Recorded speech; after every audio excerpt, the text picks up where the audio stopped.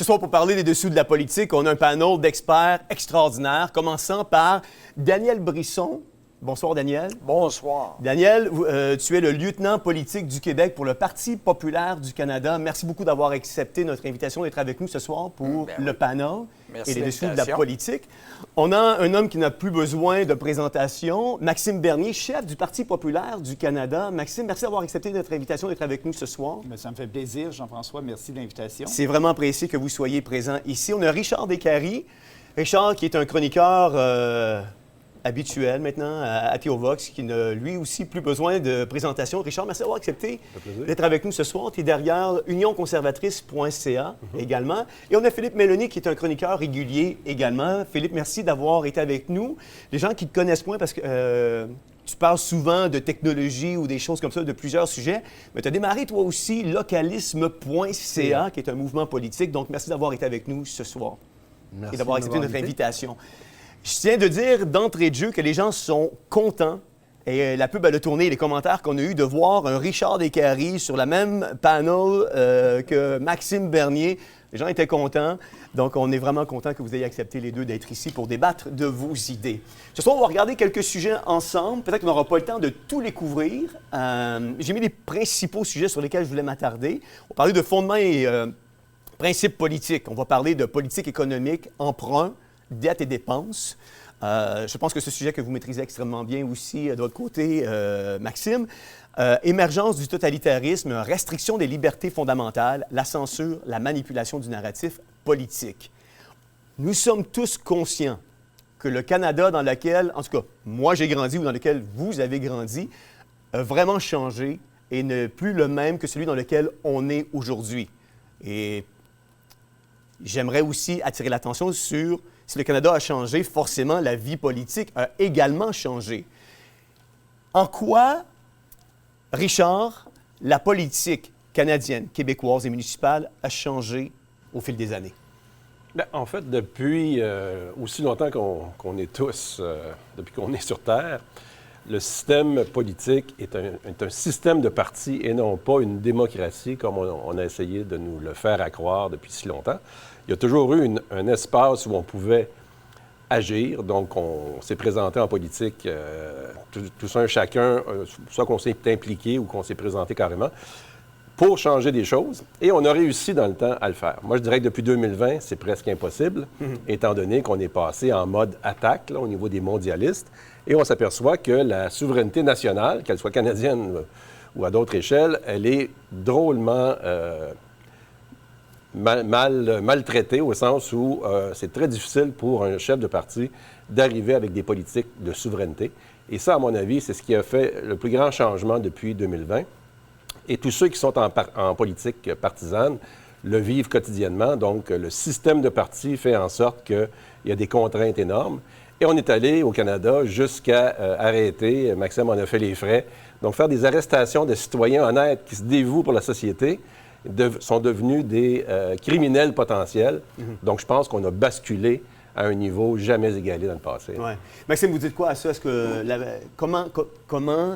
en quoi la politique a-t-elle changé si on la compare, par exemple, à la politique dans laquelle on a peut-être grandi à l'époque?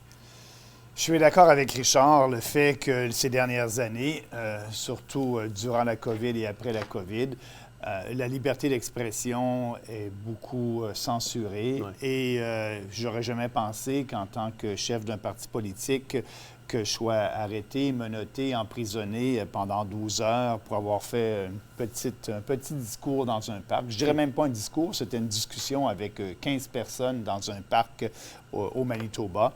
Et là, on le voit sur les réseaux sociaux, on le voit dans la vie de tous les jours. Moi, en tant que chef de parti, je vois bien que je suis cancellé par les médias traditionnels, malgré le fait que notre parti a eu 5 % des voix au Canada. Pour un nouveau parti, c'est beaucoup. Ça a pris 20 ans pour le Parti vert d'avoir plus de 1,6 % des votes. Nous, on a eu 1,6 la première année, 5 % aux dernières élections fédérales. Et le Parti vert, par exemple, a eu 2 % des voix. Donc, le Parti vert a beaucoup plus de visibilité dans les médias nationaux que nous. Fait que c'est beaucoup plus difficile. Et pour une personne qui est élue, comme dit Richard, la règle de parti, la règle partisane de parti, fait en sorte que la personne qui est élue, qui représente un parti, si dans son comté il y a des points de vue différents, ça peut être très difficile pour le député d'emmener ce point de vue-là à Ottawa, d'en parler publiquement, si ce n'est pas une politique de son parti. Et nous, ce qu'on fait au Parti populaire, bien, on a nos principes de base, on a nos politiques qu'on demande à tous nos gens de défendre, mais on donne beaucoup de liberté à nos candidats. Et lorsqu'un candidat sera élu, bien, on va prôner la liberté d'action et la liberté de parole pour nos députés. Wow. Très, très, très intéressant. Philippe, en quoi la politique a changé depuis quelques années? Parce qu'on est capable maintenant, marquer dans le temps, un avant-COVID puis un après-COVID. Est-ce que ça a changé ou est-ce qu'on l'a vu changer? Moi, je pense qu'on l'a plus vu changer que ça a changé. Pour moi, le point majeur qu'il y a eu avec cette crise de la COVID, c'est la dette qui fait que de toute façon, un politique qui commence à vouloir faire autre chose que ce qui intéresse les mondialistes, ben, c'est pas compliqué. On monte de 1% le roulement de la dette et puis le pays est pris à la gorge. S'il insiste un peu lourdement, on monte de 2%, le pays est en faillite. Donc aujourd'hui, plus personne n'a de pouvoir dans la mesure où la seule manière de faire ce qu'on veut, ça serait de renoncer à la finance. Parce que dans le fond, avant les pays, ils faisaient quoi? Ils avaient besoin d'argent, ils émettaient des impôts et puis les gens payaient des impôts, puis on faisait ce qu'on avait besoin de faire.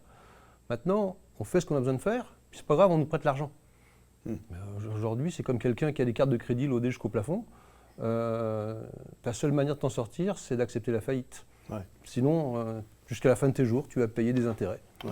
Donc, pour moi, le point de bascule, il est là, c'est qu'il n'y a plus de pouvoir. Le pouvoir, il est au financier. Oui, tout à fait. C'est un excellent point. On va revenir dans le deuxième point. Daniel, j'aimerais t'entendre sur en quoi la politique a changé aujourd'hui de ton côté. Grande surprise, déception. Il y a eu une dérive totalitaire qui s'est installée au fil du temps. Et ça a commencé avec l'attaque sur la liberté d'expression, qui est le cœur de nos systèmes démocratiques en Occident. Ça a commencé tout petit, hein? Petit à petit. Dans les années 90, on commençait à avoir des signaux de cela. Et on l'a vu avec la dérive qui s'est passée dans les dernières années. Bien, le Canada était un des pires avec la Nouvelle-Zélande, l'Australie et la France, et le Québec, le pire du Canada. Une grande déception. Je ne m'attendais jamais à ce qu'on vive ça ici. Ce qu'on a vécu ici, pour moi, c'était digne de l'URSS, l'Union des républiques soviétiques, socialistes, qui se sont effondrées d'ailleurs à la fin des années 80 puis début 90. Et la liberté de parole et de déplacement, c'était le cœur de nos systèmes. Et nous, on s'en vantait. Et je me rappelle toujours, même à la fin de mes études, la question principale que je devais répondre, le rôle de l'OTAN. À l'époque, bien, le rôle, on se posait des questions. Le rôle de l'OTAN devrait être quoi? Bien, défensif, mais peut-être, regardez, vous avez, par exemple, combattre la drogue, des choses comme ça. Certainement pas le rôle qu'il a aujourd'hui.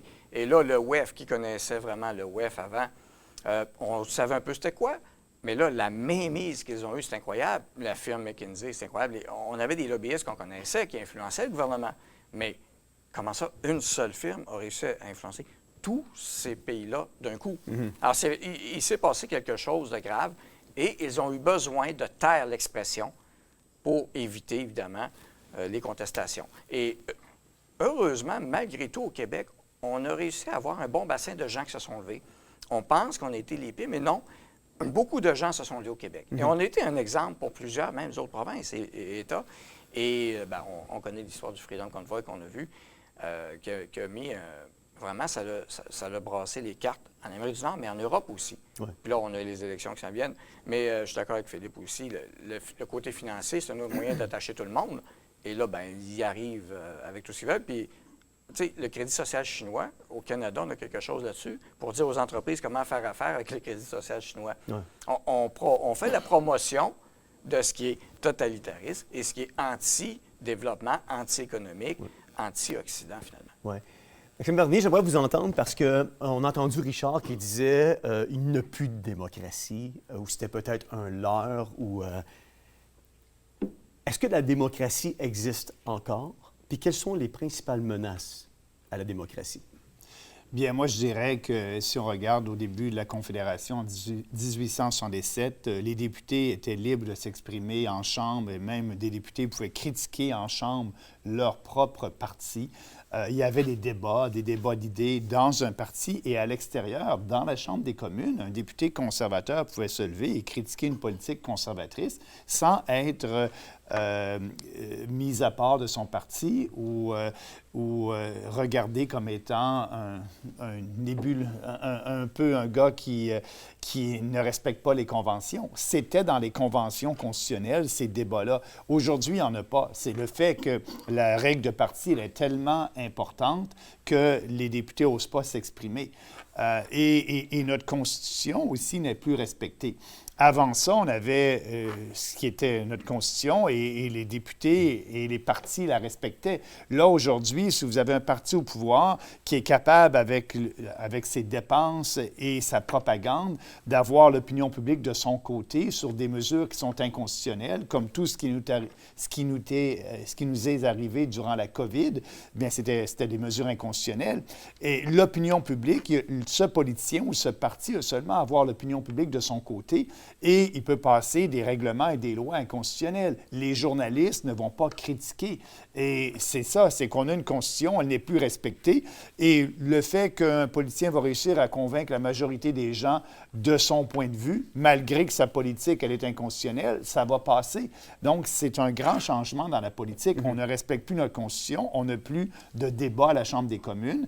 Et le débat se fait à l'intérieur des portes closes des partis politiques, des caucus, mais après ça, c'est la ligne de parti qui prédomine au détriment des citoyens. Oui, absolument. Charles, est-ce que tu veux enchérir là-dessus? Je suis d'accord que le système de parti amène les lignes de parti, là, soyons clairs. Ce qui a changé depuis 2020, c'est que dorénavant, on n'est plus dans un système constitutionnel comme on l'a été dans le passé. Puis je rejoins Maxime en 1867.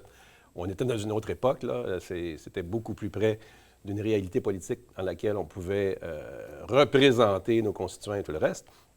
À l'époque, d'ailleurs, on ne tuait pas nos enfants avec un financement de l'avortement étatique et tout le reste, en passant. Alors, on est complètement dans une autre époque qui est postmoderne. Là-dessus, Trudeau a raison. Le Canada a pris un virage postmoderne. Donc, on n'est plus dans cette réalité-là, alors que le système, en théorie, est demeuré le même. Alors, on vote pour un représentant qui arrive à Ottawa, qui arrive à Québec, qui n'a pas le droit de représenter ses constituants. Donc, à partir du moment où ils sont au pouvoir, ils ne nous représentent plus. Donc, on comprend que le système nationaliste dans lequel on était, donc de représentation nationale, a été éclipsé par un mondialisme qui est en train de s'implanter de façon très drastique et qui, lui, fait fi de tout nationalisme. Et c'est ce qu'on voit en France, c'est ce qu'on voit partout en Occident. Et c'est ce qu'on voit aussi, l'impact qui est en train de se créer en Asie et en Russie, par exemple, où on a des contre-pouvoirs qui sont beaucoup plus près de la réalité occidentale d'avant 2020. Hein, ils nous font la morale maintenant en disant « vous êtes des dépravés sexuels et tout le reste ». Ils ont raison. Vous avez même un président américain qui est une locumène. Donc, on voit que c'est la dépravation complète qui est voulue par les mondialistes, tu parlais de psychopathes avec raison, qui sont en train de détruire toute la fibre qui existait avant 2020. Ouais.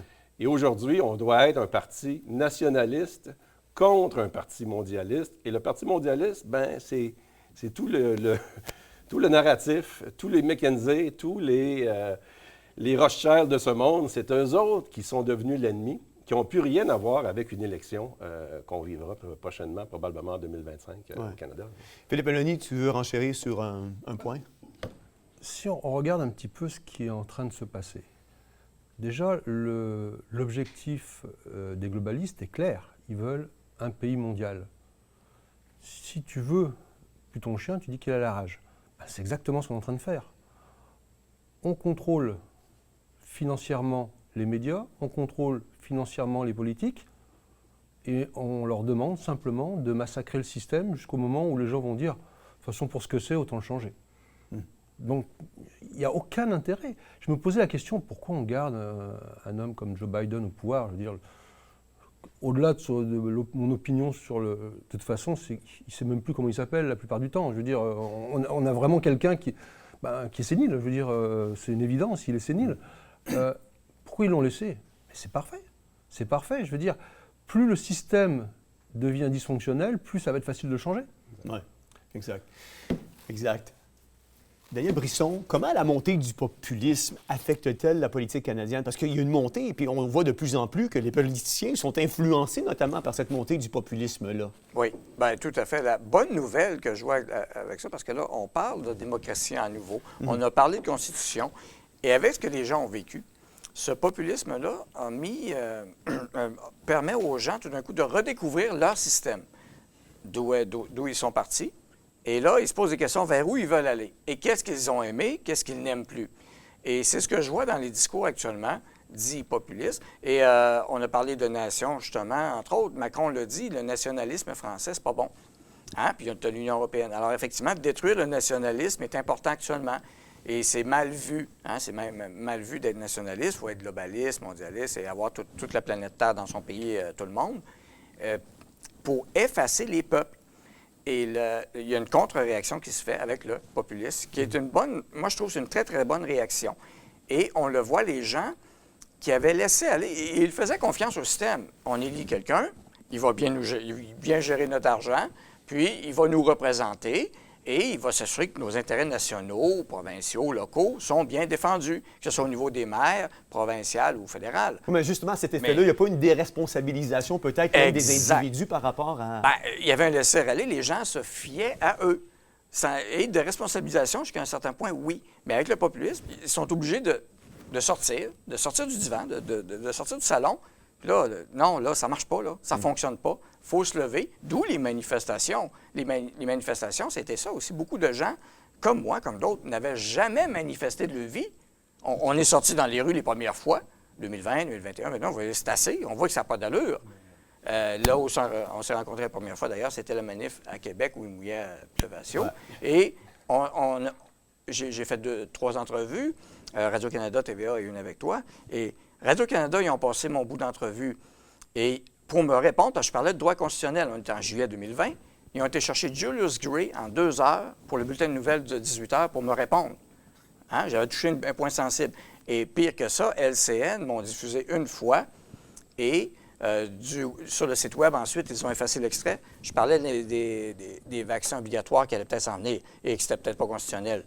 Juillet 2020, pensez-y. Alors déjà, on voyait quelque chose qui se préparait. Ouais. Et les gens, donc, sont sortis, ont commencé à voir que ça n'avait pas d'allure.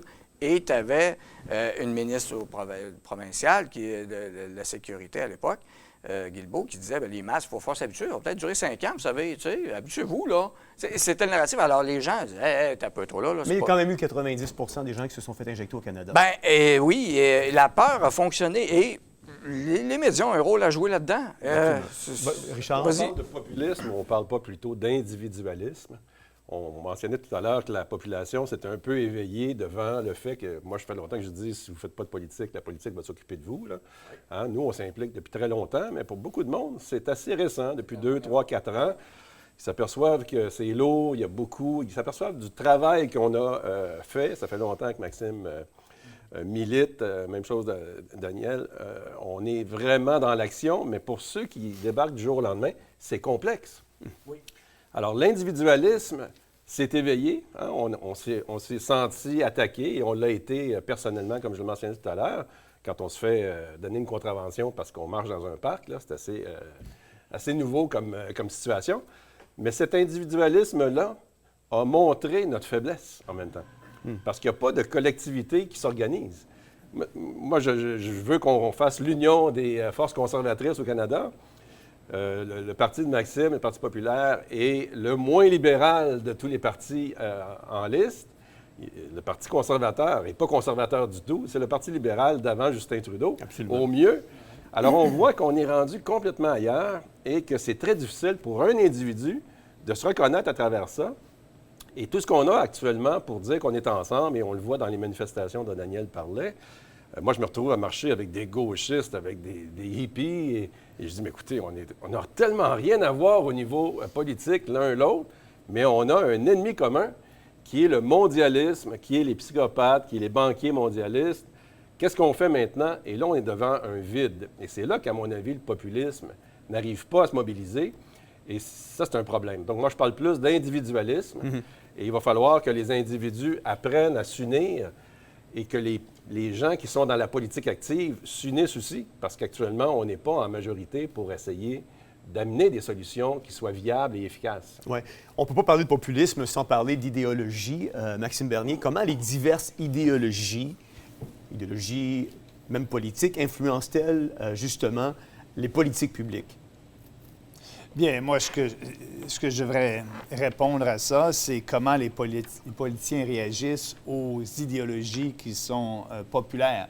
Donc, moi, je dis souvent que les politiciens traditionnels ne sont pas des leaders, mais sont des personnes qui vont suivre l'opinion publique.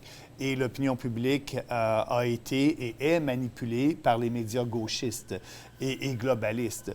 Donc, si vous êtes un politicien et le seul but est de vous faire élire, bien, vous allez certainement essayer de plaire à tout le monde. Et les gens aujourd'hui, bien, sont très influencés par ce qu'ils voient dans les journaux. Une chance que... Mais vous êtes un politicien, puis vous voulez vous faire élire également. Oui, je veux me faire élire, mais sans compromis. J'aime mieux perdre et garder mes convictions qu'être élu et perdre toute conviction ou principe. Et c'est ça, le Parti populaire. On fait de la politique sur des idées qui sont peut-être pas si populaires que ça au moment où on en parle. Lorsqu'on a commencé à parler de mettre fin à l'immigration de masse en 2019, au Canada anglais, on nous regardait, on disait, écoutez, c'est un parti bizarre, on parle d'immigration. Au Canada anglais, c'est toujours plus et plus et plus d'immigration. Nous, on arrivait avec moins. On s'est fait traiter de xénophobes, de racistes. Mais là, maintenant, 5 ans plus tard, ce n'est plus le cas. Donc, lorsqu'on a parlé de ça, de mettre fin à l'immigration de masse, ce n'était pas populaire, c'était risqué. Mais nous, le Parti populaire, on fait de la politique basée sur des idées. Et c'est pour ça qu'on fait de la politique différemment. Parce que peu importe si notre idée aujourd'hui elle est populaire ou pas, on va en parler et on croit que plus on parle de nos idées, plus elles vont devenir populaires. Avez-vous vu justement une ascension au niveau de la popularité de vos idées depuis Absolument. que vous militez? Sur l'immigration de masse, par exemple, maintenant au Canada anglais, il y a plus de 50% qui disent « Hey, c'est assez, là. On ne peut pas recevoir, on ne peut pas sauver le monde, on ne peut pas recevoir des gens de partout. 1,2 million de nouveaux arrivants l'an dernier, lorsqu'on est un pays de 39-40 millions de personnes. 1,2 million, c'est la population de la Saskatchewan. Il faut que ça cesse. Et même dans ces sondages-là, il y a 40% des immigrants qui disent qu'on reçoit trop d'immigrants, qu'il faut mettre fin à l'immigration de masse. Donc, il y a 5 ans, ce n'était pas populaire. Aujourd'hui, ça l'est plus. Le problème, c'est que les politiciens de l'establishment, comme les conservateurs ou les libéraux, ne veulent pas en parler, même si c'est populaire, parce qu'eux font des sondages par comté. Et il y a des comtés où il y a bien des gens qui, eux, sont contre changer la norme d'immigration. Et donc, ils regardent les comtés qu'ils peuvent gagner. Et pour eux, ce n'est pas encore rentable politiquement d'être contre l'immigration de masse, malgré que si on regarde l'ensemble de la population, la plupart des gens sont d'accord avec notre position. Donc, l'immigration de masse est un leurre. Parce qu'en fait, le problème du Canada, c'est que l'immigration culturelle a été complètement laissée de côté. Qu'est-ce qui a fait l'Occident, partout, tous les pays occidentaux, c'est la culture chrétienne. C'est ce qui a bâti les meilleurs pays au monde, là, les meilleures économies et tout le reste. Et là, qui est devenu l'envie des immigrants, et on comprend pourquoi. À partir du moment où le Canada lui-même a laissé aller sa culture chrétienne fondamentale, on a laissé entrer une immigration tous azimuts, et on se retrouve avec des complexités au niveau d'intégration de masse de Trudeau. Et là, c'est comme une inondation complète où là, la majorité de gens qui arrivent ne s'intégrera jamais. Et encore pire, le gouvernement a même mis en place des moyens de leur permettre d'exacerber leur propre culture au détriment de la nôtre. Ce qui forme des ghettos, parce qu'il n'y a pas une intégration non plus à notre propre culture. Mais tu fais des ghettos, mais tu fais aussi... tu crées des conflits majeurs dans la société. Et dans ce contexte-là, moi, je pense que le Parti populaire a sa raison d'être pour arriver avec un peu plus de structure au niveau du discours. Je salue cet aspect-là. Mais ce que je veux rajouter par rapport à ça, oui, l'immigration de masse, mais aussi le multiculturalisme.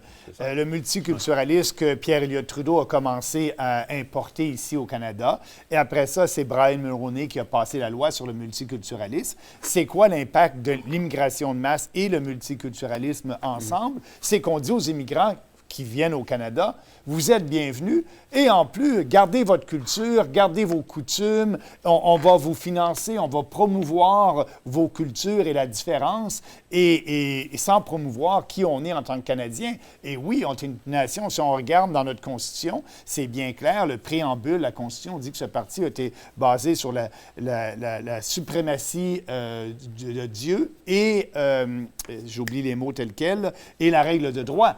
Donc, c'est un pays de règles de droit, c'est dans notre Constitution. Et là, aujourd'hui, on a des gens qui, pour eux, bien, l'égalité entre l'homme et la femme, ce n'est pas important. Ils amènent leur culture ici et en même temps, ils amènent leurs conflits de leur pays d'origine dans notre pays ici. Et c'est pour ça qu'il faut cesser l'immigration de masse, mettre fin à la politique du multiculturalisme, promouvoir notre culture, notre identité, notre histoire et arrêter de financer différents groupes ethniques pour que ceux-ci fassent la promotion de leur propre culture. Ils peuvent le faire, mais avec leur propre argent. Oui. On sait que aujourd'hui, puis j'écoutais justement hier, Daniel, tu avais, je pense, lancé un podcast justement là-dessus. Les élections sont de plus en plus manipulées. On voit qu'il y a de la triche, que ce soit via un système informatique ou même de la façon traditionnelle. On voit de plus en plus de tricherie. C'est quoi l'importance des élections encore aujourd'hui dans le maintien de la démocratie? Puis est-ce qu'on peut encore faire confiance au système électoral? Oui. Bien, une des façons de faire confiance, c'est de ramener cette confiance. Un, informer les gens. Comment on ramène cette confiance-là? Bien, d'abord, dire aux gens, d'aller voter, ça ne donne rien. Ça, c'est totalement faux. D'ailleurs, il y a encore un gros pourcentage d'absentéisme, 40 encore, en général. Les municipales, les élections municipales, regardez. Est-ce qu'on devrait rendre le vote obligatoire? Non, pas du tout. Et il faut rappeler que la plupart des peuples dans le monde, il y en a qui se battent pour avoir le droit de vote. Là, nous, on l'a eu. Et d'ailleurs, je tiens à rappeler aux femmes du Québec, particulièrement, c'était très difficile d'avoir le droit de vote parce que le Québec était une des dernières provinces qui a eu le droit de vote pour les femmes. Il l'avait eu, il l'avait enlevé et c'est revenu. Et elles se sont battues pour l'avoir. Ne le perdez pas. Et s'impliquer aussi dans les institutions, suivre qu'est-ce qui se passe. C'est un devoir de citoyen. Le mot « devoir », oui, on ne peut pas y échapper. Et voter sans savoir pourquoi on vote, ça ne fonctionne pas non plus. Informez-vous. Et ne pas s'informer au-delà de ce qu'un média va dire. Parce que les gens, encore là, il y a eu peut-être un effet pantoufle. On se fie aux médias qui allaient nous rapporter les bonnes nouvelles comme faux et intègres. On l'a vu, là, ça n'a pas été le cas. Quand Maxime s'est fait arrêter, il y a des médias qui riaient de ça et la population trouvait ça drôle aussi, sans être conscient que c'est une arrestation politique digne des années soviétiques. Alors, les gens, il faut ramener le bon sens là-dessus. Mais en France, il y a vraiment, effectivement, des partis de gauche et des gens qui se sont vantés d'avoir triché là maintenant. Mais ce ne sont pas des affidavits, donc ça ne compte pas. Mais les gens étaient fiers de dire on a bloqué Marine Le Pen et son parti en ne fournissant pas les listes électorales requises, les listes de vote avec son nom dessus du candidat. C'est carrément ça qu'ils ont fait. Alors, c'est pas l'électronique qui ont triché. Le bulletin de vote n'était juste pas là. Les élections 2020 américaines, de ma vie, personnellement, excusez, là, mais c'est les élections les plus truquées que j'ai vues de l'histoire. Quand Joe Biden, à partir de son sous-sol, bat les scores d'Obama, de Barack Obama, dans la communauté noire de Philadelphie, il y a peut-être quelqu'un qui aurait dû allumer quelque part, là. C'est peut-être pas normal. Il y a eu un comté au Michigan. Ils sont passés à peu près de 70 à 90 d'électeurs qui ont voté. Ils ont failli dépasser le nombre d'électeurs inscrits. Je veux dire, à un moment donné, il faut allumer, là. Ouais. Et cette année, juste aux États-Unis, ça va être très important. Et cette semaine, le président du Congrès est sorti. Le président du Congrès américain, qui connaît les lois, lui, là, c'est lui. Bien là, il y a des États démocrates qui vont permettre à des immigrants non citoyens américains de pouvoir voter en cochant une case et une identification même pas requise de photo. Puis peut-être pouvoir voter plus qu'une fois. Et là, c'est pas le vote qui est le problème. C'est de laisser justement dans les mains les gens contrôler, diriger, puis surtout de laisser aller les médias continuer leur narratif comme ils le font et de ne pas les challenger non plus. Mais les médias, c'est en train de leur jouer un tour actuellement, globalement. On le voit ici. Maxime Bernier, vous aviez quelque chose à rajouter? Oui, juste rajouter par rapport au Canada, au niveau fédéral, il n'y a pas de machines électroniques qui sont utilisées. On va voter en personne, idéalement. Là, on fait la promotion du vote par la poste un peu trop à mon goût. On peut y aller masqué. Bien, c'est justement. On va voter, mais le compte, lorsqu'on compte ça, les partis politiques ont le droit d'être présents, des scrutateurs peuvent être là, on compte à la main les bulletins de vote. Donc, c'est un système qui fonctionne bien. Ou, ce que j'aime pas dans le système actuel, c'est que c'est bien simple. Pour aller voter, tu viens de le dire, Jean-François, il faut avoir, premièrement, un visage découvert. Il faut avoir une carte d'identité avec votre photo et votre adresse. Et aujourd'hui, la carte d'identité, on ne la demande pas. Les gens peuvent aller voter avec une facture d'Hydro-Québec pour prouver où ils sont. Moi, je veux qu'on revienne à ce qu'on faisait avant. Carte d'identité, photo avec adresse et visage découvert, bien sûr. Mais aussi, ce que j'aime pas dans le système, on fait la promotion de plus en plus du vote par la poste. Et ça... moi, je suis contre cette promotion-là. Le vote par la poste, au début, c'était pour les Forces armées canadiennes qui sont à l'extérieur du pays pour leur permettre de voter. C'est quoi la statistique, Maxime, du vote par la poste versus le vote en présence? Bon, le vote par la poste, c'est une exception. Ça devrait être une exception. Mais actuellement, est-ce que c'est encore une exception? Non, ou la majorité vont... Ça devrait être moins de 1 des bulletins de vote devraient être des votes par la poste. Si on revient à ce qu'on faisait avant, c'était seulement les gens des Forces armées canadiennes qui étaient à l'extérieur du pays qui pouvaient voter. Mais on regarde la dernière élection. Élection Canada a reçu des bulletins de vote. Lorsque Élection Canada reçoit des bulletins de vote, il n'y a pas de scrutateurs. C'est les bureaucrates, des fonctionnaires qui rouvrent les bulletins de vote. Donc, c'est comme une exception au système qui devrait être le système original, sans exception, c'est-à-dire on vote en personne avec des scrutateurs qui vont ouvrir les bulletins de vote. Élection Canada a dit à la dernière campagne électorale qu'il y a plus de 200 000 bulletins de vote qu'Élection Canada a reçus et qu'ils n'ont pas compté. Est-ce qu'ils n'ont pas compté ces bulletins de vote-là parce qu'ils sont arrivés vraiment trop tard? On ne le sait pas. Mais là, Trudeau et le NPD veulent faire encore plus de promotion avec les bulletins de vote par la poste. Il faut cesser ça. Donc, il y a un laxisme qui s'est établi au fil des années. Absolument. Il faut cesser ça. Il faut revenir à la norme qu'on avait tout le temps, en personne, mais surtout avec une carte d'identité avec photo. Ce n'est plus le cas aujourd'hui. Wow. Philippe, je sais que tu es en arrière du localisme.ca. Comment les citoyens, aujourd'hui, dans un monde où on voit que c'est de plus en plus manipulé, la politique, on voit que c'est de plus en plus... En fait, le citoyen a de moins en moins son mot à dire. Comment les citoyens peuvent-ils, aujourd'hui, concrètement, arriver à influencer la politique? Je pense que, effectivement, pour un citoyen, influencer au niveau provincial ou fédéral, c'est un vœu pieux. Je veux dire, c'est pas réaliste de penser que quelqu'un va se mettre dans la politique et va changer quoi que ce soit au niveau provincial ou fédéral. Il y a beaucoup plus de pouvoir qu'ils ne le croient au niveau local. Déjà, les gens comprennent. Quand on dit pour faire ma tranchée entre le bonhomme à l'eau puis chez moi, c'est rendu 11 000 $ à cause de plein de règlements, les gens comprennent que ça n'a pas de bon sens. Ils connaissent Paul qui est dans le village, qui est capable de faire ça à 160 $ de l'heure, puis ils disent ça ne marche pas.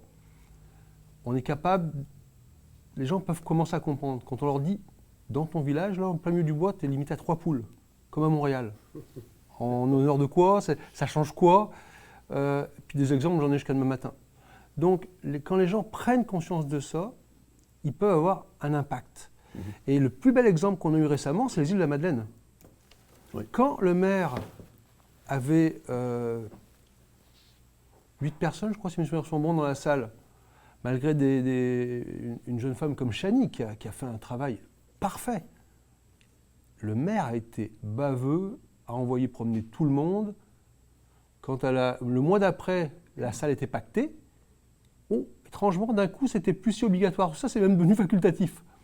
Donc, le pouvoir existe et l'endroit où les gens peuvent... Où c'est pas partisan, c'est des enjeux de la vie. Parce que la politique, je veux dire, si on revient à la base, c'est la vie de la cité. C'est l'endroit où, ensemble, on discute de nos enjeux locaux. Et on essaye actuellement, puis j'ai encore vu un ballon d'essai il y a quelques jours pour dire on ne devrait plus avoir le conseil municipal parce que c'est difficile, c'est des micro-agressions pour les élus. Je veux dire, ça n'a... On a commencé à passer une loi. Si quelqu'un s'exprime mal face à un élu, c'est 1 500 $ d'amende. Oui. Donc, on est en train de tranquillement... Mais c'est exactement ce qui se passe. Le seul endroit où les citoyens ont un réel pouvoir d'influence, on est en train de vouloir le retirer.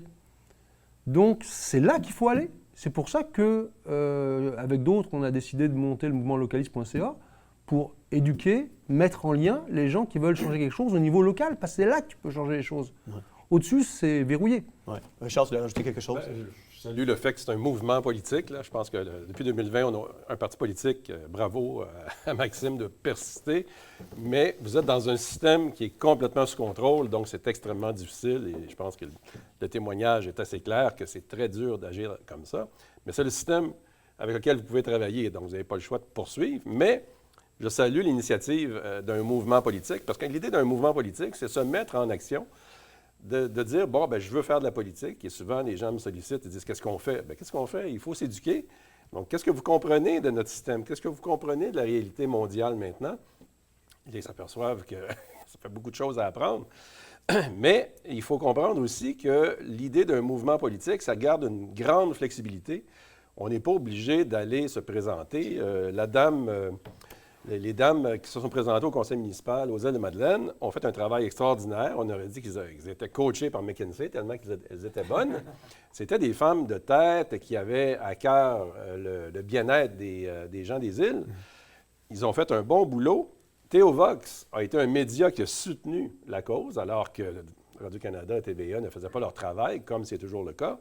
Donc, on s'aperçoit que ce mouvement-là, de flexibilité-là, a rencontré quoi comme blocage? C'est le plan mondialiste qui passe à travers le développement durable, qui a infiltré tous les conseils municipaux.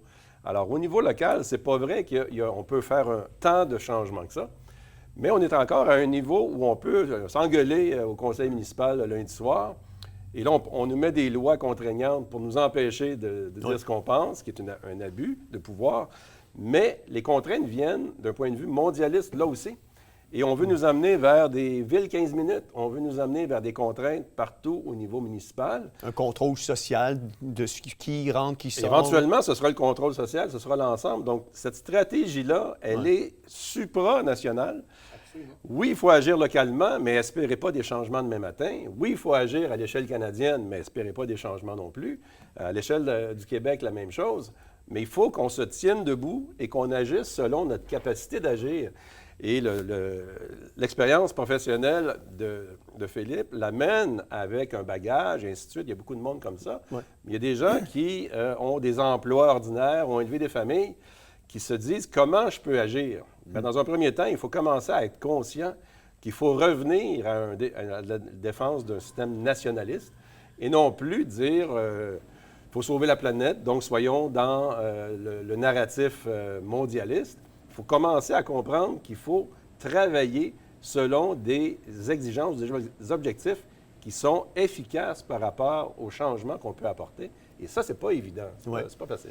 Maxime, vous vouliez rajouter quelque chose? Oui, juste pour dire, par rapport au système électoral canadien versus ce qui se passe en Europe, tantôt Daniel a parlé de ça, et le fait de s'impliquer, comment on peut emmener du changement. Pour nous, au Parti populaire, avec le système électoral actuel, il n'y a pas de proportionnalité. C'est-à-dire, on a eu 5 % du vote à l'échelle nationale à la dernière campagne électorale. En moyenne, dans certaines provinces comme l'Alberta, c'était 10 %. Mais on n'a pas 5 % des représentants au Parlement. Il n'y a aucune proportionnalité dans notre système électoral. Tandis qu'en Europe, c'est beaucoup plus facile pour les partis populistes de se faire élire parce qu'il y a de la proportionnalité dans le système. Malgré, si on regarde ce qui s'est passé en Angleterre avec Nigel Farage, après 7 fois, il a réussi à être élu. Mais son parti a eu 10 % des voix pour avoir seulement 4 ou 5 sièges, je crois. Il y a un défi ici au Canada avec le système électoral. Nous, on le prend, ce défi-là, parce qu'on se dit, on va être capable. On a passé d'1,6 à 5, presque triplé notre score. À la prochaine élection, si on double de 5 à 10, et ça fait quoi, ce 10 % du vote? avec peut-être pas de représentants, bien, ça fait en sorte de changer l'opinion publique. Et c'est pour ça que je dis, le citoyen peut s'impliquer. Oui, s'impliquer au niveau local, mais s'impliquer aussi au niveau municipal, au niveau provincial, au niveau fédéral, parce que le changement, il faut qu'il arrive de partout, tant dans nos municipalités qu'au niveau provincial que fédéral. Et s'impliquer avec nous, ça veut dire changer l'opinion publique à court terme, augmenter notre pourcentage de vote, qui va nous donner plus d'influence, et ça va faire en sorte que les médias et les partis d'establishment vont devoir discuter des sujets qu'on amène dans l'opinion publique. Et ça va nous donner plus d'influence pour changer les lois. Je comprends, Maxime, ce que vous me dites, mais là, si moi, je me mets dans la place d'auditeur qui entend ça aujourd'hui, les élections viennent à tous les 4 ans. Oui. S'il n'y a personne au pouvoir pendant 4 ans, les gens oublient rapidement. Quelle est la stratégie pour conserver, susciter l'intérêt des gens à ne pas vous oublier avec 10 % et aucun élu à l'Assemblée nationale ou à la Chambre des communes? Bien, c'est d'être présent. Moi, je me promène partout à travers le pays. Daniel est très présent au Québec. Daniel est notre lieutenant du Québec pour le parti. C'est d'être présent et d'exprimer nos idées. C'est le meilleur temps entre les élections d'aller chercher des appuis parce qu'en campagne électorale, on a seulement 6 à 7 semaines pour promouvoir nos idées. Mais entre les élections, c'est ce qu'on fait. C'est la première fois qu'on a plus que 2 ans, nous, en tant que nouveau parti politique, pour pouvoir s'établir partout. Donc, je dis aux citoyens, entre les élections, informez-vous, soyez prêts. Mais c'est un défi parce qu'effectivement, comme vous dites, entre les élections, les gens ont d'autres choses à faire, ne veulent pas penser de politique, ils s'intéressent à la politique à la dernière minute. Donc, c'est un défi pour nous qu'on est très actifs, d'aller chercher les gens et de leur dire, c'est le temps de s'impliquer, vous avez le temps de convaincre des gens. On a eu 840 000 personnes à travers le pays qui ont voté pour le Parti populaire. Et je dis souvent, si on avait, chacune de ces personnes trouve 10 nouveaux supporters ou voteurs pour le Parti populaire, bien, on va être à 8 millions de votes. Et il y a 1 an et quelques mois aux gens là, pour faire ça actuellement. Il faut s'impliquer, même si actuellement, on se dit, oui, mais on veut les élections rapidement. Moi, je pense qu'au Canada, les gens veulent des élections demain matin pour mettre Trudeau dehors. Au plus tard, en octobre 2025, on aura ces élections-là. Mais je dis aux gens, impliquez-vous maintenant et regardez les plateformes des partis politiques. Pas seulement en campagne électorale, il faut s'impliquer toujours si on veut ce changement-là. Ça commence par les municipalités, le municipal, le provincial et même le scolaire. Ce qui se passe dans nos écoles actuellement, il faut que les gens s'impliquent et donnent des directives à ces commissions scolaires-là. C'est tout à fait. Daniel, tu voulais rajouter quelque chose? Oui, parce que ce que Philippe parlait... Puis après ça, on passe à l'autre point. Oui, rapidement, c'est d'être au point de vue local, c'est hyper important. Mais Richard l'a bien dit, il y a un effet globaliste qui embarque parce que c'est un effet de cascade. Et c'est ce que Maxime explique. Changer aussi l'idéologie. Exemple, à Québec, on dit qu'on va sauver l'Antarctique avec un tramway. Bien oui, ça, c'est le narratif. Ça, c'est le maire de Québec, Bruno Marchand, qui a dit ça pour vrai, là. Oui. On se sert d'une idéologie qui vient des mondialistes, qui est passée par le Canada, le Québec et autres, pour avoir des projets loufoques que personne ne veut, pour l'imposer à la population. Juste le fait de s'impliquer, de se présenter au conseil de ville, je vous dis, ça fonctionne. Et il y a des gens actuellement, je le sais, je connais les places, sont déjà en train de le faire. J'en ai parlé souvent, puis ils le font. Ça, c'est de l'action. Je ne dirai pas où ils sont, puis où ils sont, parce que je ne veux pas leur nuire, mais c'est déjà en marche. Ça va très bien. Et juste ça, ça les énerve. Vous avez juste arrivé au conseil de ville, poser une question. C'est qui elle? Comment ça? Tu comprends de ça? Hey! Alors là, c'est fait freaker. Mais on a besoin d'être à tous les niveaux. Et comme moi et Maxime, on le fait à travers le Canada et au Québec, aider à changer les idées, les idéologies, pour tasser les niaiseries vertes au nom desquelles on dépense au point de vue local, au point de vue provincial. Puis tasser ça, mais ça prend quelqu'un qui le dit. Parce que si personne ne le dit au niveau national, ça reste là. Et c'est utilisé, justement, par les dépenseurs, les ministères des dépenses. Absolument. Le Canada a offert en aide à l'Ukraine 8 milliards. Oui, un segment politique, politique économique, je vous rappellerai.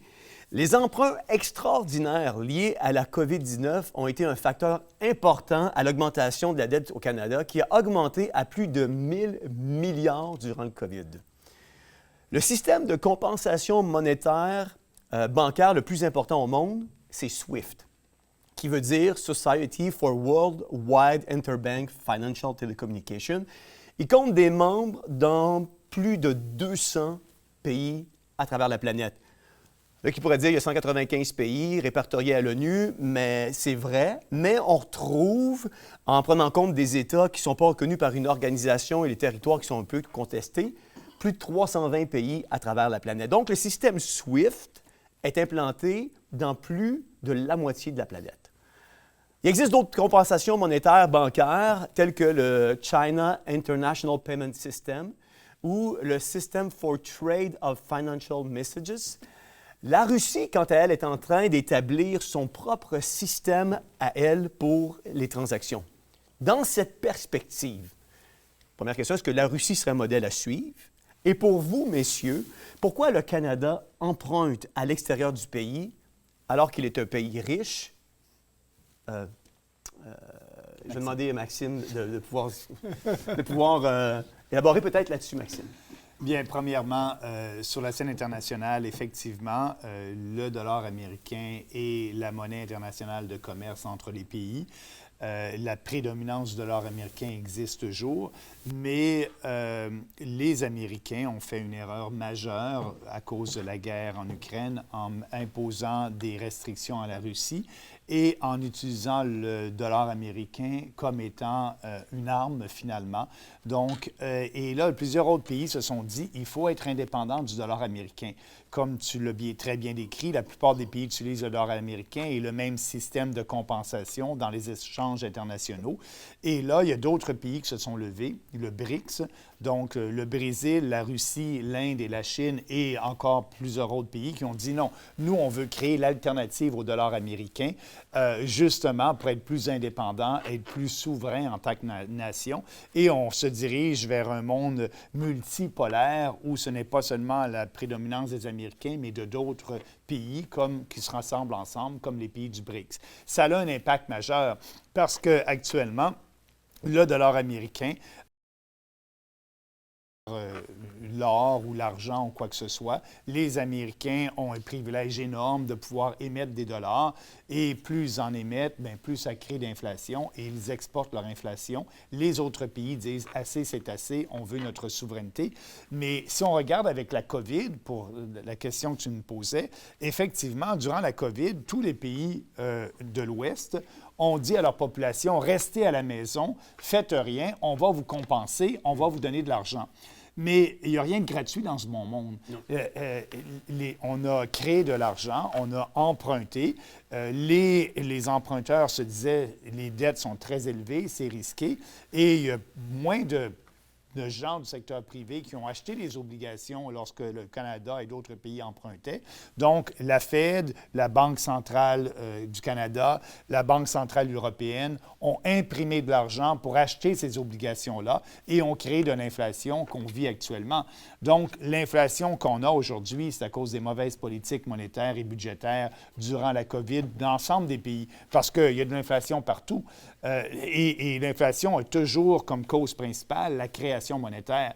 Donc, le Canada, aujourd'hui, est dans une position difficile parce qu'on a une dette énorme, comme tu viens de le dire, un déficit de 40 milliards de dollars l'année dernière. Et en plus, on n'a pas de réserve d'or. Notre banque centrale n'a aucune réserve d'or. Et les banques centrales des autres pays, bien, eux, achètent beaucoup d'or parce qu'on est en train de changer le système international actuellement. Je disais que le dollar américain n'est plus aussi prédominant qu'il l'était. D'autres pays veulent des monnaies aussi, mais pour avoir une monnaie stable, leur banque centrale achète de l'or pour leur permettre d'avoir de la crédibilité pour leur monnaie. Mais ici au Canada, on est dans une situation difficile lorsqu'il y aura un changement. Pas de réserve d'or de la Banque du Canada.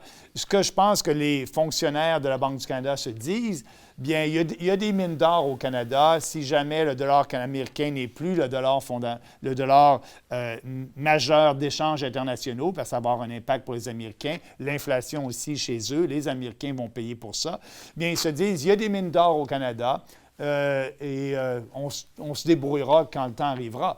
Mais pour moi, c'est une politique qui est irresponsable, tant du gouvernement de faire des déficits, tant de la Banque du Canada d'imprimer de l'argent. On dit à la Banque du Canada, il faut que vous imprimez de l'argent pour créer une inflation de 2 Pierre Poilievre et l'ensemble des politiciens sont d'accord avec une inflation de 2 au Canada.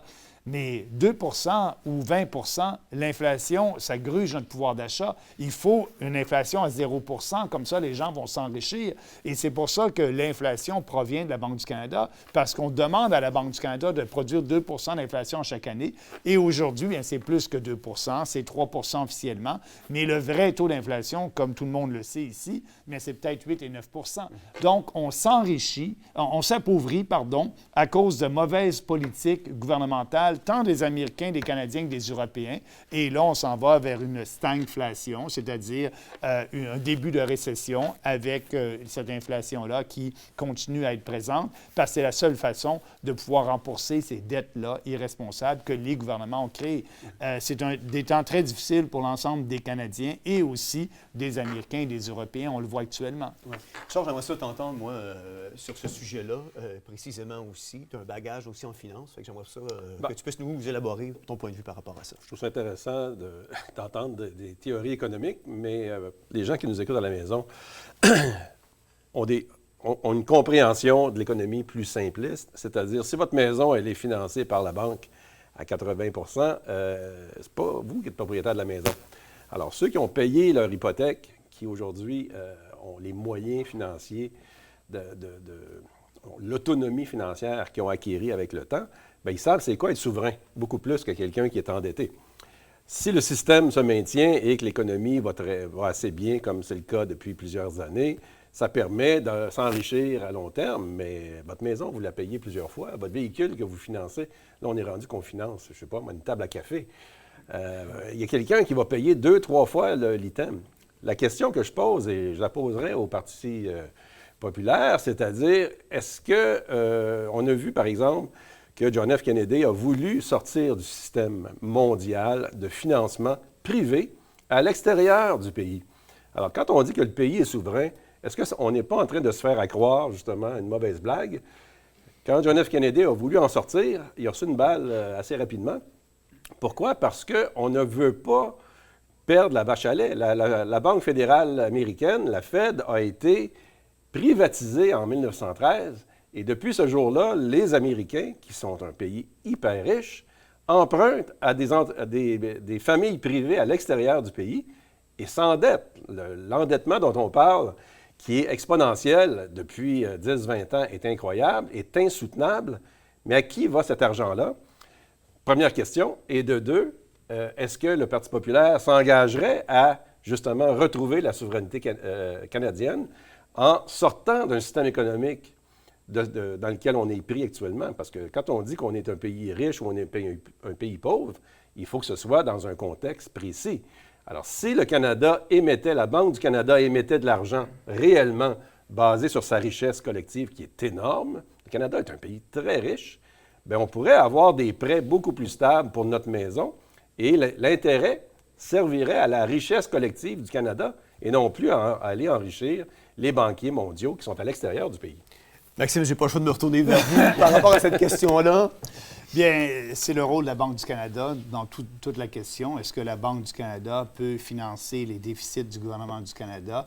Et comme ça, la dette fédérale serait acquise et appartiendrait aux Canadiens, donc on serait souverain. Je pense que c'est ça la base de l'argumentaire. Moi, je dis non, parce que la Banque, on l'a vu avec la COVID, là, si la Banque du Canada émet de l'argent pour pouvoir payer notre dette, etc., et on ne va plus sur les marchés privés, bien, ça crée de l'inflation. Je l'ai dit avant, la COVID, c'est ce qui est arrivé. La Banque du Canada a émis des obligations, a émis de l'argent pour acheter des obligations du gouvernement du Canada. À l'époque, les obligations, le déficit qui était créé, bien, lorsqu'on a un déficit, c'est des obligations qu'on émet sur le marché. Le marché privé ne voulait plus acheter ces obligations-là au niveau où la Banque du Canada les émettait parce qu'il était trop risqué. La Banque a acheté. Donc, elle a acheté en créant de l'argent. Et là, on a l'inflation. Donc, moi, ce que je dis, c'est que régler le problème pour être souverain, il faut arrêter les déficits. C'est les déficits qui font en sorte que la Banque du Canada crée de l'argent à partir de rien. Donc, nous, notre programme, c'est qu'un déficit de 40 milliards, on est capable d'éliminer ça en une année, facilement. Tu l'as dit tout à l'heure, Jean-François, 12 milliards à peu près qu'on a envoyé à l'Ukraine. On n'a pas cet argent-là. Donc, on abolit ça, 12 milliards. On abolit l'aide étrangère, c'est un autre 10 milliards. On abolit les subventions aux entreprises, c'est un autre 10 milliards. On peut arriver facilement à équilibrer le budget fédéral. Et à ce moment-là, on n'a pas besoin d'émettre d'obligations et de créer une dette. Parce que la Banque du Canada ne peut pas nous sauver. Et je vais juste terminer avec ça. Allez-y. On travaille, tout le monde travaille ici. Vous travaillez, après ça, vous êtes payé, puis après ça, vous dépensez. Ouais. Et donc, c'est le travail qui crée la richesse. L'argent, avant l'argent, ce qu'on avait, on avait du troc. Vous travaillez, vous produisez des carottes et vous avez besoin de patates. Vous allez voir l'autre producteur qui va vous donner des patates en échange de vos carottes.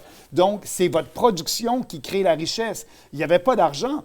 C'est la production. Vous avez beaucoup de carottes, vous êtes très riche. Vous avez beaucoup de patates, vous êtes très riche, vous pouvez échanger. C'est la production qui crée la richesse. L'argent est seulement un moyen de confirmer cette production-là. Donc, moi, ce que je dis, c'est ce que la Banque du Canada, lorsqu'elle imprime de l'argent, il n'y a aucune production.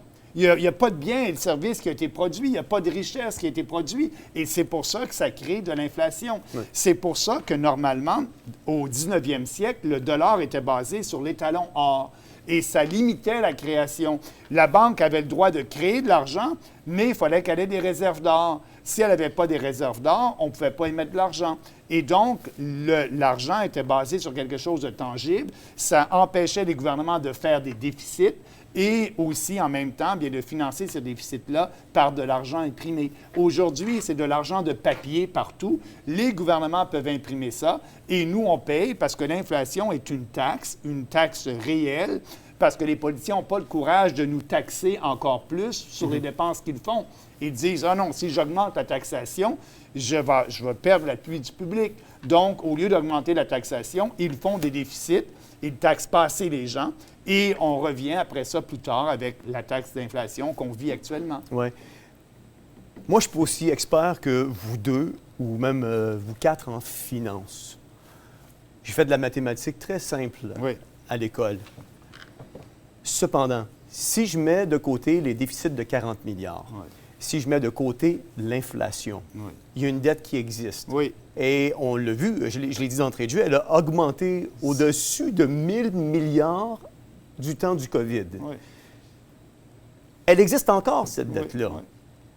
Et Richard le dit, la Fed est privatisée, c'est des gens privés qui reçoivent les intérêts de tout ce qui est émis par la Fed. Donc, ma question est la suivante. En faisant abstraction de tout ce que vous avez dit, Maxime, si moi, je ne paye pas ma maison, la maison, je vais la perdre.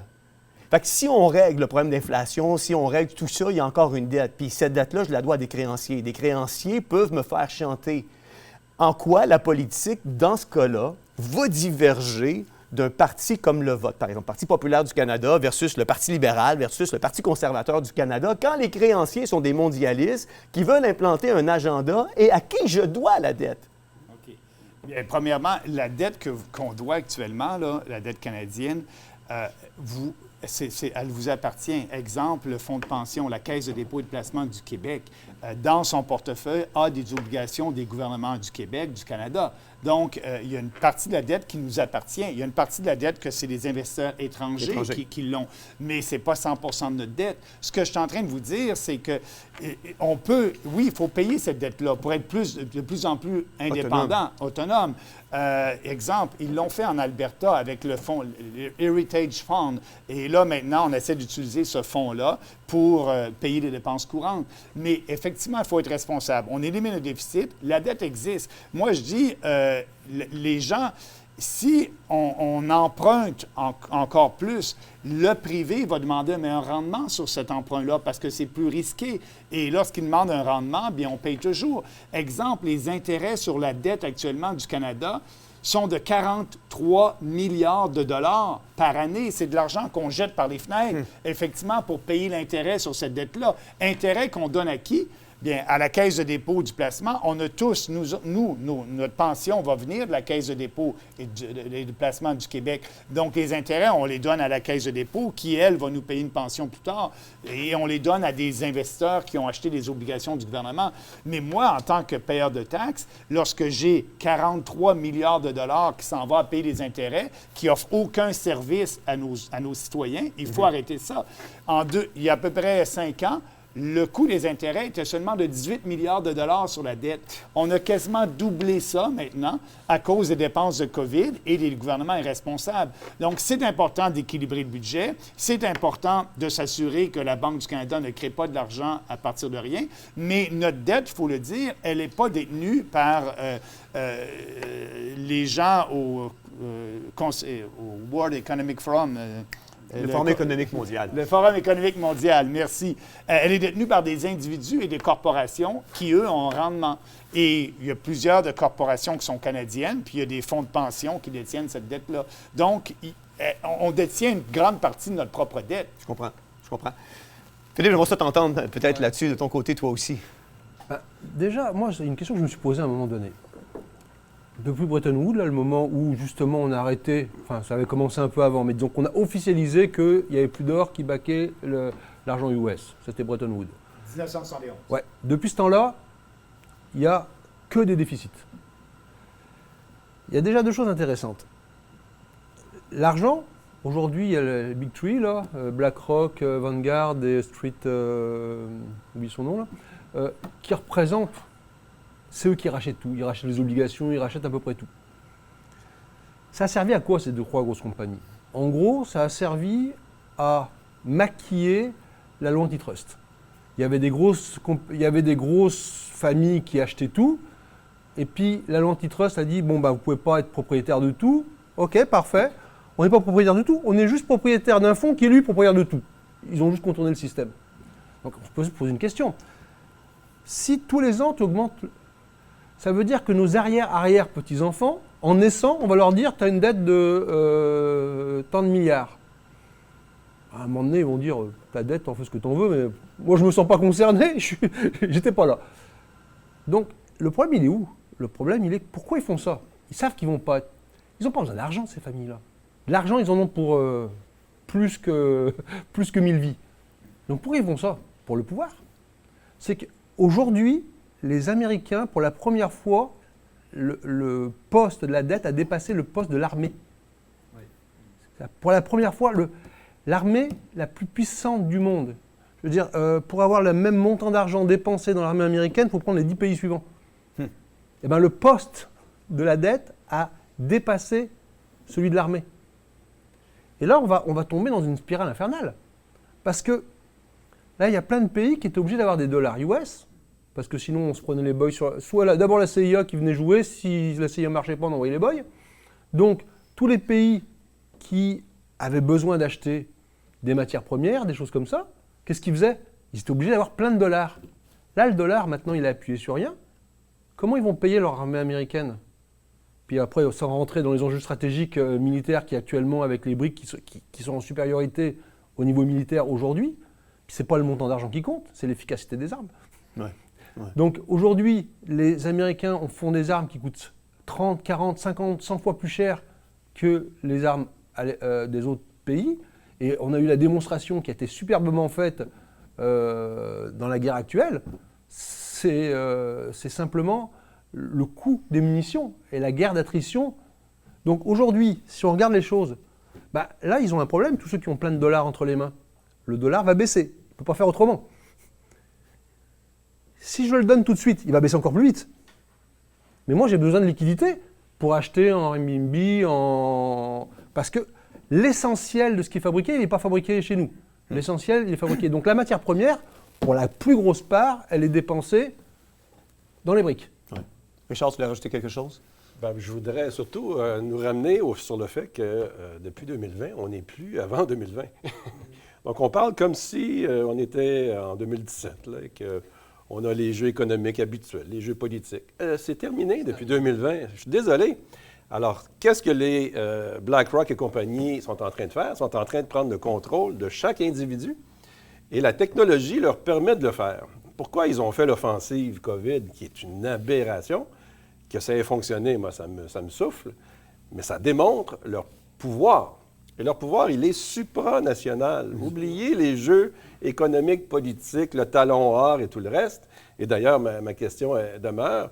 La journée où le Parti populaire prend le pouvoir majoritaire et vide la dette extérieure, qui est seulement qu'une dette intérieure, est-ce qu'on va fermer les frontières à ce système de financement extérieur-là? Ça, ce sera à répondre éventuellement.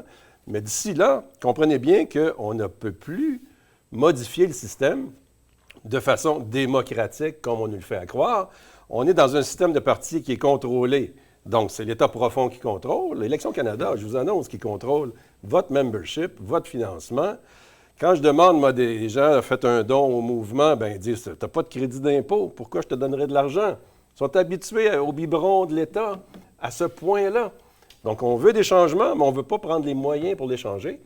Moi, je vous annonce que l'intelligence artificielle, il la contrôle, les gens de BlackRock et compagnie. Il n'y a plus de transactions financières mondialement qui se fait manuellement, humainement maintenant. Tous les gens qui transigent sur les marchés dans ce système fictif, bien maintenant, ils ne font à peu près plus rien. Ce sont les technologies d'intelligence artificielle qui prennent le contrôle déjà. Et qui dit intelligence artificielle dit contrôle digital de chaque individu. Et on sait très bien où on s'en va. L'identifiant numérique va être imposé incessamment à tous. Bonne chance pour gouverner ce pays-là. Donc, si je comprends bien, Richard, il n'y a pas moyen de sortir de ce système mondial-là dans lequel on est présentement. Bien, à mon avis, non. Mais si jamais Maxime prend le pouvoir et qu'il rétablit la dette, bonne chance. Mais si ça s'est fait, est-ce qu'il est prêt à revenir à ce que John F. Kennedy aurait voulu faire? Bien, c'est-à-dire sortir du système. Moi, ce que je dis là-dessus, une façon de sortir du système, c'est une façon d'avoir un dollar canadien qui sera basé sur les talons or, comme c'était avant 1971, comme vous avez dit. Ça permet de la discipline et de la responsabilité. Ça élimine des déficits extravagants qu'on a. On ne l'a pas actuellement, là. Le dollar canadien est une monnaie fiduciaire basée sur rien. Est-ce que nous, en tant que nation, on peut décréter du jour au lendemain que le dollar est basé sur les talons or? Je pense qu'il faudrait convaincre d'autres pays de faire la même chose parce que sinon, l'exportation de nos biens et services qu'on produit, le prix va augmenter de façon draconienne et ça va tuer l'économie. Donc, tout est interdépendant actuellement. Mais oui, il faut plaider pour ça. Moi, je plaiderais effectivement pour revenir à ce qu'on avait au 19e siècle où il y avait des échanges économiques, puis il n'y avait pas de pays qui dominait un autre pays. Tout était basé sur un système où l'or était la référence par rapport à leur monnaie nationale. Donc, pour ce faire, on est le seul parti politique qui dit à la Banque du Canada, écoutez, là, 0 % d'intérêt au lieu de 2 % on va arrêter de créer de l'argent, contrôlons nos dépenses et après ça, éliminons la dette avec des paiements réguliers sur la dette. C'est ces réformes-là qu'il faut faire, mais on est loin de ça actuellement aujourd'hui. Oui. Daniel? Oui, bien, c'est justement, c'est création de richesse, création de monnaie. C'est l'enjeu. Et création de richesse, comme Maxime me dit, on ne le fait plus.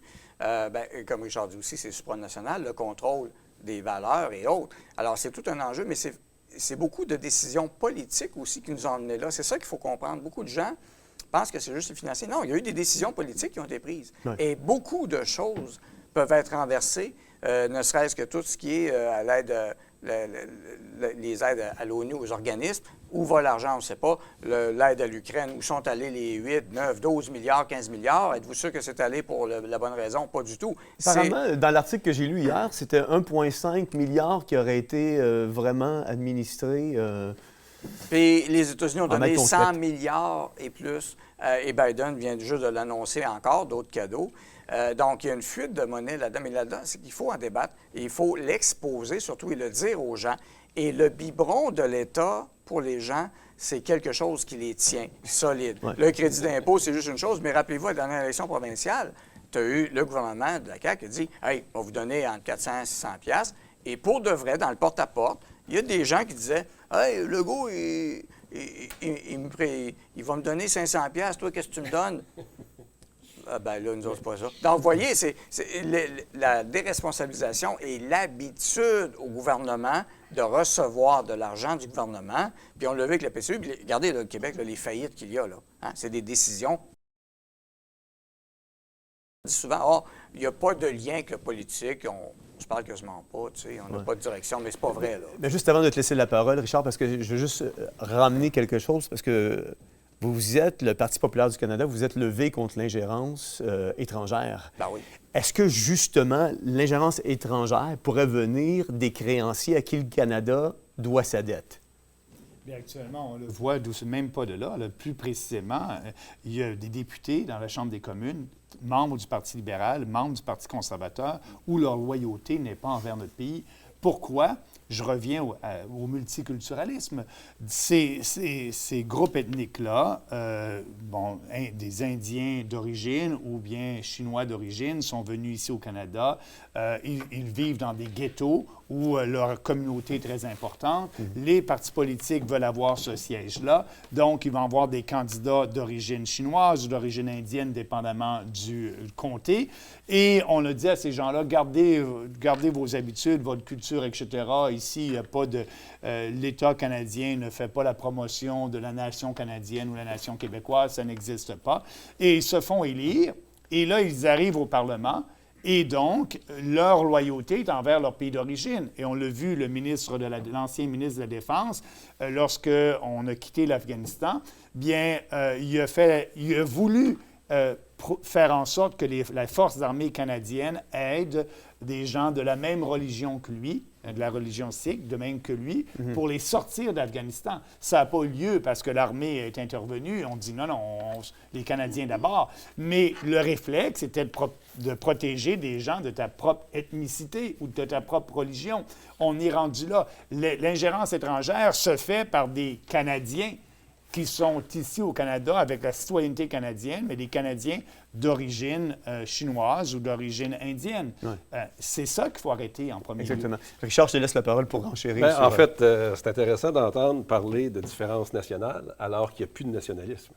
Donc, la preuve est dans le pudding, c'est que là, on a perdu le contrôle complètement. Et pour un député ou un ministre qui se laisse financer pour... être un traître à sa patrie, là, c'est ce que tu comprends.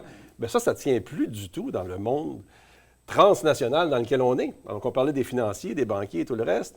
Ce qu'ils vont faire très prochainement, très rapidement, c'est l'imposition d'un identifiant bionumérique qui va faire en sorte qu'on va tomber dans un système de crédit social et non plus dans un système économique qu'on essaie de sortir actuellement. La journée qu'on est dans un système de crédit social, bien là, on devient un bon ou un mauvais citoyen de facto. Et le contrôle est avec chaque individu. Alors, bonne chance pour un parti politique de renverser ça. Il faut d'abord prendre le pouvoir pour tenir tête à ce pouvoir mondialiste-là. Et quand on voit ce qui se passe au niveau géopolitique, on comprend qu'ils ont la gâchette assez fragile de ce temps-ci. Hein, on voit ce qui s'est passé avec Kadhafi, qui voulait sortir du système économique mondialiste. Il n'a pas fait long feu. On se bat contre un pouvoir pur. Mais je vous annonce qu'ils ont déjà gagné. Et 2020 est la période où on a pris acte qu'on avait perdu le pouvoir, nous, comme humains souverains et comme pays. Et c'est bien beau faire de l'action politique. Moi, je reconnais la contribution du Parti populaire parce que vous faites partie du mouvement conservateur canadien. Et moi, je me dis, dès que quelqu'un travaille pour la vérité, travaille pour le bien commun, on est dans un même mouvement. Le problème, c'est qu'on n'arrive pas à travailler ensemble pour avoir une efficacité politique. Et à court terme, l'intelligence artificielle, l'identifiant numérique, les mondialistes, les banksters mondiaux ont le pouvoir sur nous. Mais vous échangerez vos numéros de téléphone après, peut-être? Non, mais en fait, on sait où se rejoindre, il n'y a pas de problème, mais on a des actions différentes. Moi, je pense qu'à court terme, dans quelques années, on sera dans le même terrain en train de travailler à des solutions. Pour l'instant, je souhaite bonne chance à la prochaine campagne électorale. On va travailler fort pour avoir du succès. Je laisse la parole pour 30 secondes. Après ça, on passe au prochain segment. Identifiant numérique, on en parle, je suis un gars d'informatique. Bon, bonne nouvelle, ils vont avoir de la misère à l'implanter, première chose. Mais deuxième nouvelle, mauvaise nouvelle, il faut informer les gens sur ce que c'est. C'est que beaucoup de gens en politique ne connaissent absolument rien là-dedans, justement. Et c'est facile de se faire embobiner là-dessus par n'importe qui. Ouais. Donc, et quand on a quelqu'un comme moi ou autre qui connaît le domaine, qui veut en parler, on se fait taire. Donc, c'est pour ça que je reviens à la base. C'est là qu'il faut parler de l'information, diffuser l'information et l'expliquer aux gens pour peut-être justement donner une lumière à des gens en politique Hey, bien, finalement, c'est peut-être pas ce qu'on pense. Alors déjà, de pouvoir en parler librement, c'est déjà un enjeu, mais si on le fait mal, l'intelligence artificielle va nous bouffer. Et je le vois déjà avec les projets de loi et ChatGPT Woke et la CAQ vient de passer un projet de loi maintenant, l'identité numérique, c'est fait pour la santé au nom de « je vais vous rendre des meilleurs services ». Ouais, OK. Mais bref, il faut aller au-delà de ça. Et les lois citoyennes n'ont pas été changées pour protéger le citoyen, contrairement, par exemple, le modèle estonien qui est exactement l'inverse. Alors, c'est un domaine, on pourra faire une émission là-dessus, mais c'est hyper intéressant. Mais il faut en parler, il faut l'expliquer aux gens, mais il ne faut pas laisser ça aller non plus, puis dire comme si de rien n'était. C'est pas vrai, puis c'est pas juste pour rendre des services, ça va être plus facile de payer tes affaires. Non, c'est pas ça du tout. Merci beaucoup, Daniel. On poursuit avec le prochain segment sur l'émergence du totalitarisme, immédiatement après ce qui suit.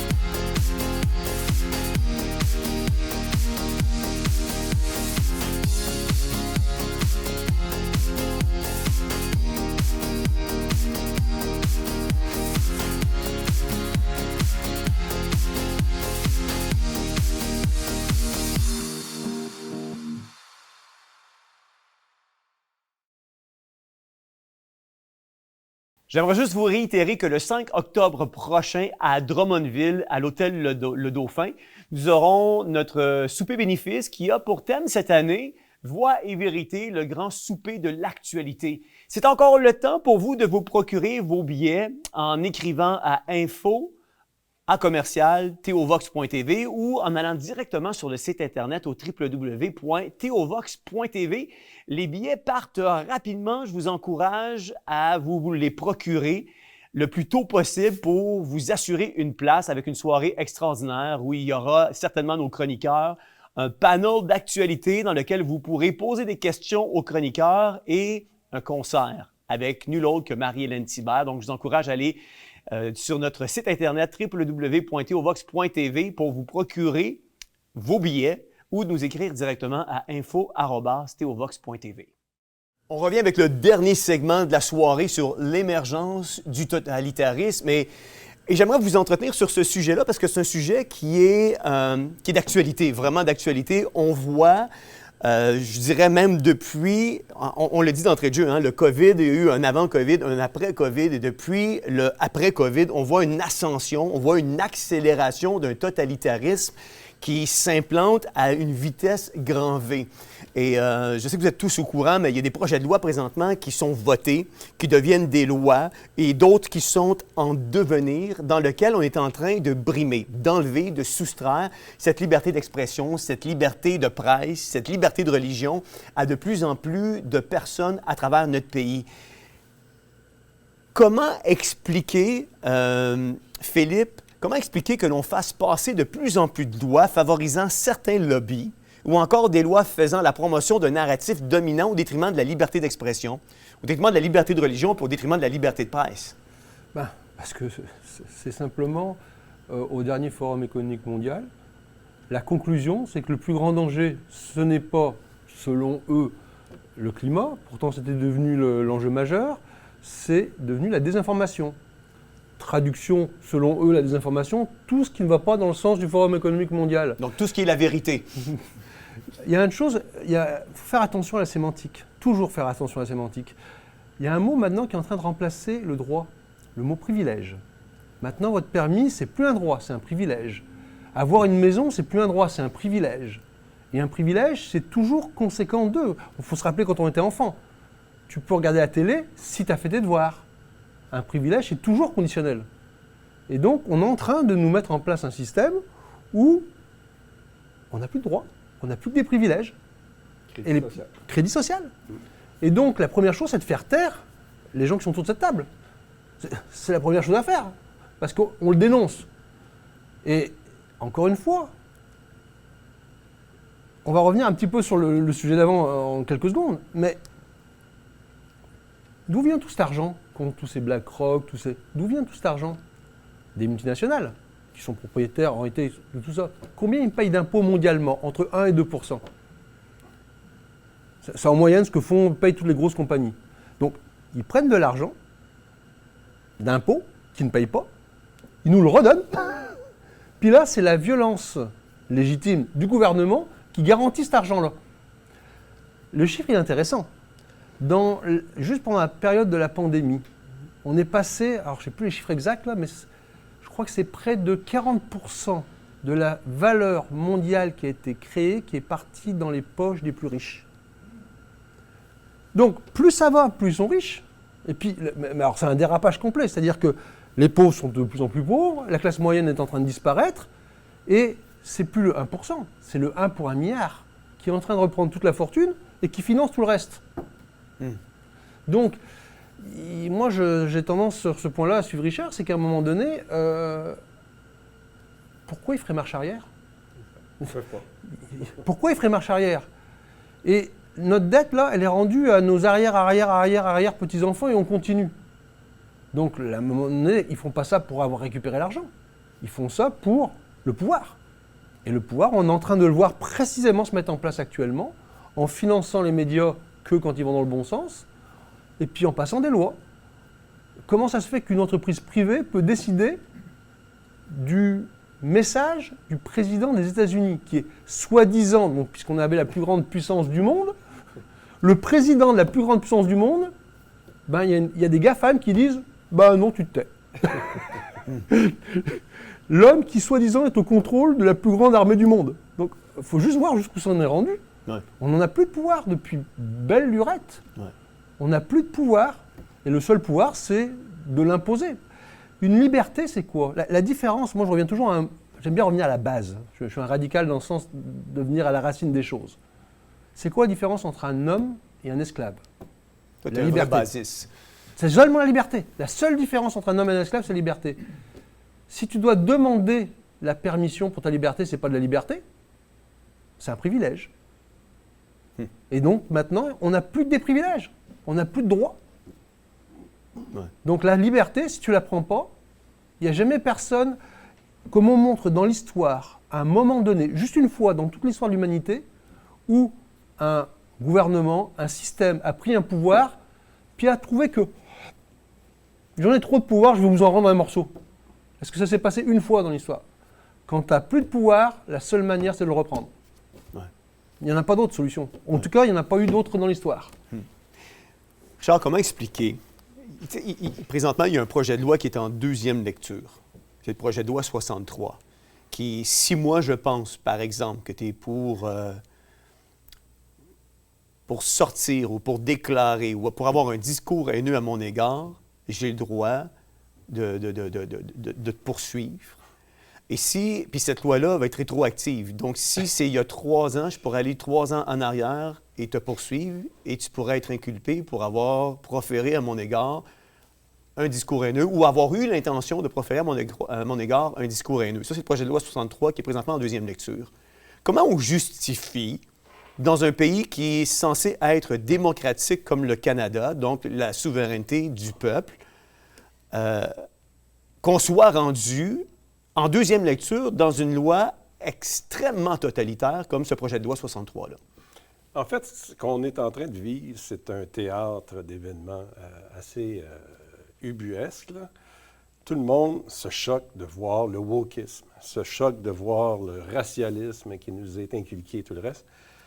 Tout ça, c'est de la poudre aux yeux pour nous occuper. Hein? On dit du pain et des jeux, mais ça fait partie du jeu. Pendant qu'on est en train de choquer, parce qu'on parle avec des gens, là, quand vous faites du porte-à-porte, vous savez ce que c'est, on parle avec du vrai monde qui nous disent « ben là, ça n'a pas de bon sens ». Mais pendant que vous réagissez à ça, vous n'êtes pas en train de vous occuper de la réalité.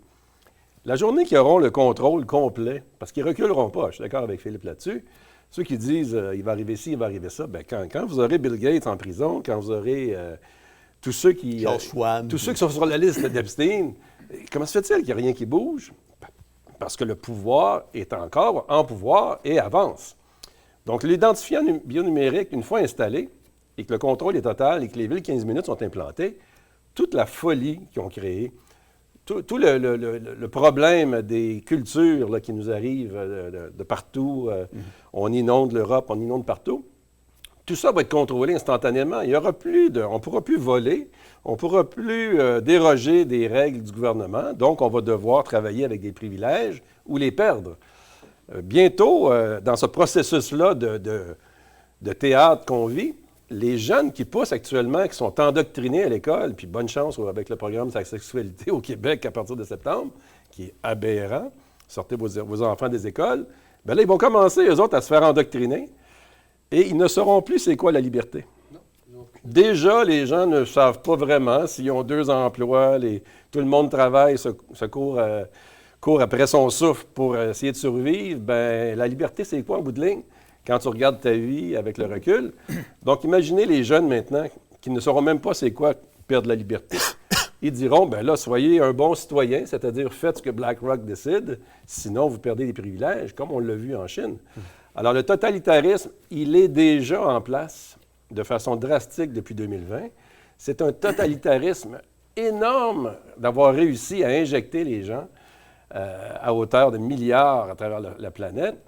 Ils n'ont pas tout réussi et ils ne réussiront pas tout, mais on se dirige rapidement vers la venue de l'Antéchrist, c'est-à-dire l'ultime contrôle mondial totalitaire. Et ça s'instaure actuellement dans notre réalité. Et si on poursuit notre stratégie, si on continue à faire la même chose et on espère des résultats différents, bien, à mon avis, on s'en va dans un mur assez rapidement. Là. Absolument. Absolument. Maxime? Oui. Vous avez déjà été à la Chambre des communes. Oui. Vous avez déjà débattu. Oui. Qu'est-ce qui explique présentement qu'il n'y ait pas d'opposition? Bien, c'est l'opinion publique. C'est actuellement... Bien, quand on parle, il n'y a pas d'opposition sur quel sujet? Là? Sur différentes lois comme ça, par exemple, qui sont passées. OK. Bien, je vais prendre un exemple flagrant. Pierre Poilievre, les conservateurs, sur ce projet de loi-là, M. Trudeau a vendu ce projet de loi-là parce qu'il essaie de passer ce projet de loi-là. Ce n'est pas la première fois. Là. Il y a 1 an, il est venu avec un projet de loi semblable, faire de la censure, etc. Ça n'a pas fonctionné. Ils ont retiré le projet de loi. Ils sont revenus avec ce nouveau projet de loi-là, mais aussi avec un nouveau marketing. Le marketing, c'est que c'est pour protéger les enfants contre le discours haineux sur Internet, etc., la pédophilie. Et pourquoi ils sont arrivés avec un nouveau discours? Parce qu'ils ont fait des focus groups. Ils ont vu que la meilleure façon de vendre ce projet de loi-là, qui est un projet de censure, c'est d'arriver avec un discours noble que personne ne peut s'opposer. C'est pour protéger les enfants. Qu'est-ce qui est arrivé à la Chambre des communes? Pierre Poilievre n'a pas posé aucune question sur ce projet de loi-là en Chambre. Pourquoi? Parce que l'opinion publique, selon les sondages, est en faveur de ça. Qu'est-ce qu'on a montré à l'opinion publique? Qu'est-ce qu'on a dit à l'opinion publique avec les grands médias? C'est que c'est un projet de loi pour protéger les enfants. On a répété ça. Quand je dis que l'opinion publique est manipulée, elle a été manipulée. Et là, Poilievre ne voulait pas aller contre l'opinion publique. Parce que lui, il veut se faire élire majoritairement. Et l'opinion publique pense et pensait que ce projet de loi-là était pour protéger les enfants. Donc, si tu parles contre le projet de loi, tu es contre les enfants. Poilievre n'a pas eu le courage de parler contre ce projet de loi-là parce qu'il ne voulait pas déplaire à l'opinion publique, il ne voulait pas éduquer l'opinion publique. Mais qu'est-ce qui est arrivé plus tard? On a su que faire en sorte que ce projet de loi devienne une loi, il y a une bureaucratie autour de ça. Et le coût de la bureaucratie, selon les fonctionnaires, c'est à peu près 200 millions de dollars. Et là, donc, lorsque le peuple a compris que ce projet de loi-là coûtait 200 millions de dollars en bureaucratie pour mettre en œuvre, et qu'on est dans une situation économique difficile, que les gens, leur pouvoir d'achat diminue, que les taxes augmentent, là, les gens ont commencé à être contre ça. Donc, Poilievre a commencé à parler contre ce projet de loi-là, sur l'argument économique seulement, parce que c'est plus facile à convaincre les gens, parce qu'il savait qu'en faisant ces sondages, qu'en parlant de cet argument économique-là, il allait avoir une majorité. Le problème qu'on a, c'est qu'on a des politiciens qui ne parlent pas de conviction, qui ont peur d'éduquer et d'informer la population et qui font de la politique par sondage.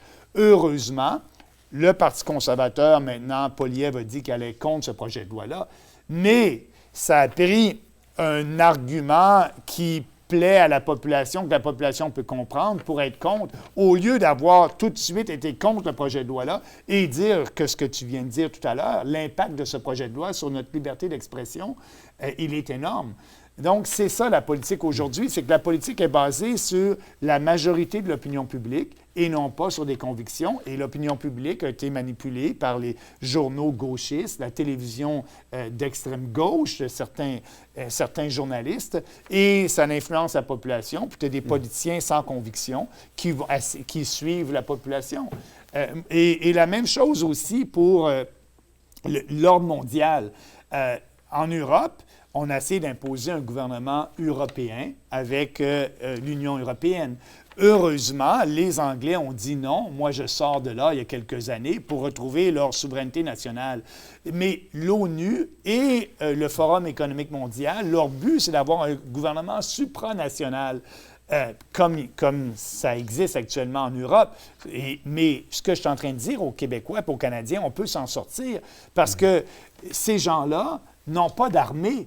Pourquoi que toutes les politiques COVID ont été les mêmes partout dans le pays? Parce que les politiciens en place croient à cette philosophie-là, woke, globaliste, gauchiste, et de leur propre vœu, ont adopté ces politiques-là. Personne ne les a imposées. Maxime? Est-ce qu'ils y croient vraiment ou c'est le lobby qui est tellement puissant? Bien, le lobby est puissant, mais ils y croient. Ils ont mis en œuvre ces politiques-là. Ils croient parce qu'ils ont vu que leur population, exemple la COVID, ils ont utilisé des déficits pour faire peur aux gens, pour faire de la promotion de leurs idées. La peur a fonctionné. Ils ont réussi à changer l'opinion publique de leur point de vue en disant les couvre-feux, c'est normal, etc. Donc, moi, ce que je dis, la solution du globalisme et ce qu'on veut imposer partout dans le monde vient au point de vue national. Les nations doivent se lever et élire des politiciens qui sont contre ces politiques-là. Alors, regardez Trump, qu'est-ce qu'il a fait lorsqu'il était président. Il a dit à l'accord de Paris, « Moi, je veux rien savoir des changements climatiques, ces folies-là, l'hystérie climatique. Je sors de l'accord de Paris. » Personne ne l'a empêché de sortir. Il a déchiré l'accord de Paris, c'est tout. Biden est arrivé au pouvoir. Moi, je crois à l'accord de Paris, je crois à ces globalistes-là. Il y a une urgence climatique et je rembarque, je signe l'accord de Paris. Ces globalistes-là ne peuvent rien nous imposer. C'est le politicien qu'on va élire et qu'on a élu, qui est d'accord avec ces politiques-là, qui les amène dans le droit constitutionnel canadien, dans nos politiques législatives. Donc, la solution, on l'a ici au Canada, on a juste à élire des gens qui vont promouvoir les bonnes politiques. Et, exemple, Daniel Smith, je vais terminer avec ça. Daniel Smith, elle a dit, écoute, le WHO, le World Health Organization, en français, c'est quoi? L'OMS, l'Organisation mondiale de la santé. Daniel Smith a été élu, elle a dit à ses fonctionnaires, plus de relations avec l'Organisation mondiale de la santé, c'est fini. La santé relève de la juridiction provinciale. On a des gens compétents ici. J'empêche mes bureaucrates d'avoir des discussions avec l'Organisation mondiale de la santé. Ouais. Et l'Organisation mondiale de la santé n'est pas descendue en Alberta pour dire non, vous ne pouvez pas, etc. Non, il faut élire les bons politiciens qui vont promouvoir des politiques qui sont bonnes pour notre pays. Et dans lequel leur plateforme électorale ne change pas toutes les 4 ans non plus. C'est ça, merci. Tu voulais rajouter quelque chose, Richard? C'est Philippe. J'ai une question. Admettons que tu es élu, tu mets ces politiques-là, et puis d'un coup, il n'y a plus moyen de financer les obligations. Ah, ben ouais, je peux bien encore te les financer, tes obligations, mais ça va être 4% de plus, puis 5% de plus. C'est quoi la solution? Et la solution, c'est de ne pas faire de déficit. Comme ça, tu n'auras pas besoin d'émettre des obligations, de revenir à l'équilibre budgétaire. On va être indépendant. Et les obligations, actuellement... Mais là, au point où on en est, le principe de la dette qui roule, tout le monde ne le comprend pas, c'est que chaque fois qu'on a besoin d'argent, on émet une dette, bing, puis au bout de 2 ans, 4 ans, la dette est au bout, donc on fait rouler la dette, on refait une obligation avec ça. Les milliers de milliards de dettes que l'on a, ils sont là. Oui. Et il faut rouler cette dette parce qu'on n'est pas capable de la rembourser. C'est ce que je dis au préalable. Une obligation de 10 ans, quand vous parlez effectivement, au bout de 10 ans, l'obligation devient à échéance. Donc, le gouvernement va réémettre une autre dette. Mais effectivement, cette dette-là, pourquoi les gens vont décider d'investir et acheter une obligation? Parce qu'on donne un bon rendement. Et donc, c'est les taux d'intérêt qui vont finalement décider si on est capable de faire en sorte que cette dette-là soit dépendamment de notre risque. Mais nous, en ayant un gouvernement responsable fiscalement, bien le risque est plus bas pour un investisseur pour acheter cette dette-là et donc on n'a pas besoin d'offrir des taux d'intérêt élevés. C'est gagnant-gagnant pour nous et pour les investisseurs. Seulement dans un cas de figure. Je vais là-dessus, seulement dans un cas de figure. Dans le cas de figure où tous ces gens-là n'ont qu'un intérêt financier. Mais le problème, c'est qu'ils ont un intérêt financier et un intérêt politique. Et donc, quand l'intérêt politique rentre là, ils n'ont pas besoin de plus d'argent, ils en ont déjà trop. Donc là, à ce moment-là, si le mouvement politique ne va pas dans le sens qui les arrange, perdront de l'argent, pas grave. Bien, là-dessus, vous avez raison de dire que le système financier et la bourse, souvent, ont des motifs politiques. Et donc, des règles de gouvernance. On essaie de demander aux entreprises d'investir dans la technologie verte, ou etc. On dit aux entreprises, vous devriez avoir de la diversité sur votre conseil d'administration. Si vous n'avez pas de diversité sur votre conseil d'administration, eh bien là, ça va être peut-être difficile pour vous d'être une compagnie publique et d'aller à la bourse et de faire appel à des capitaux. Et là, il y a du politique et il y a de l'économie. Mais ce qu'on voit actuellement, les gens s'aperçoivent que la priorité d'une entreprise, c'est de faire du profit. Si elle ne fait pas de profit, elle n'est pas profitable à cause de ces politiques-là qu'on lui impose d'avoir de la diversité, d'avoir des gens incompétents, etc., bien, les grandes entreprises sont en train maintenant de faire de la pression aux organismes de réglementation du marché financier pour leur dire, écoutez, vos normes politiques que vous nous imposez, là, on ne veut plus rien savoir. Un des grands promoteurs de ça est Mark Carney, qui est l'ancien gouverneur de la Banque du Canada et de la Banque d'Angleterre, qui va peut-être être le prochain chef du Parti libéral, imposait des normes, net zéro, etc. Mais là, les entreprises embarquaient là-dedans, mais ils s'aperçoivent que leur rentabilité n'est plus là.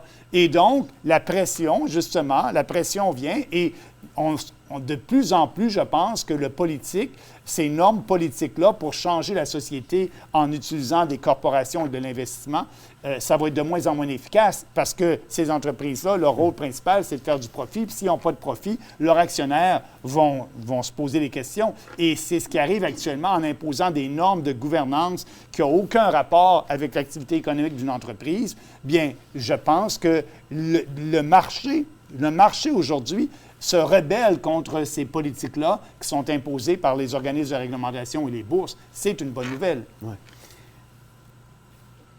L'émission tire à sa fin.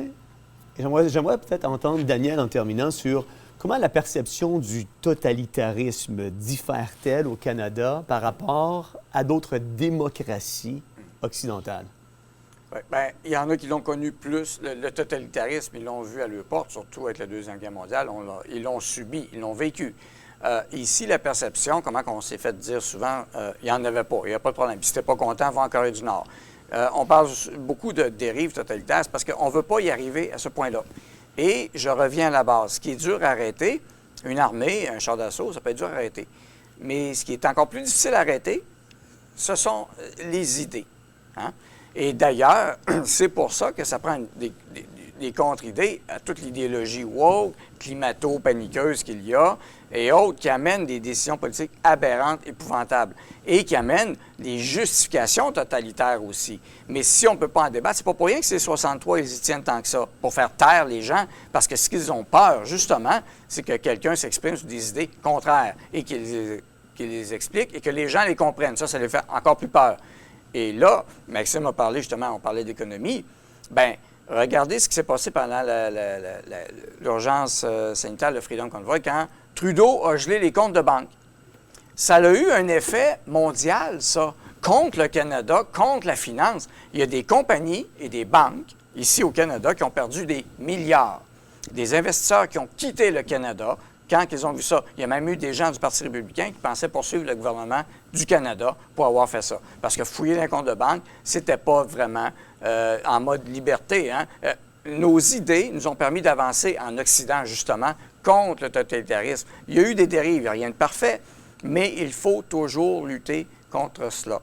Mais si on ramène une confiance, et justement, les investisseurs ne sont pas fous, ils voient là, la dérive, là. Et le nombre de faillites parle aussi au Canada et au Québec. Je vois bien que ça n'a pas d'allure, tout ce qu'ils ont vécu, puis on avait des chèques du gouvernement pour survivre pendant la pandémie. Il y a eu une reprise. Tu sais, on donne un chèque, on voit une reprise, ça va être merveilleux après. Ben oui, on le voit, puis l'inflation est venue manger tout ça.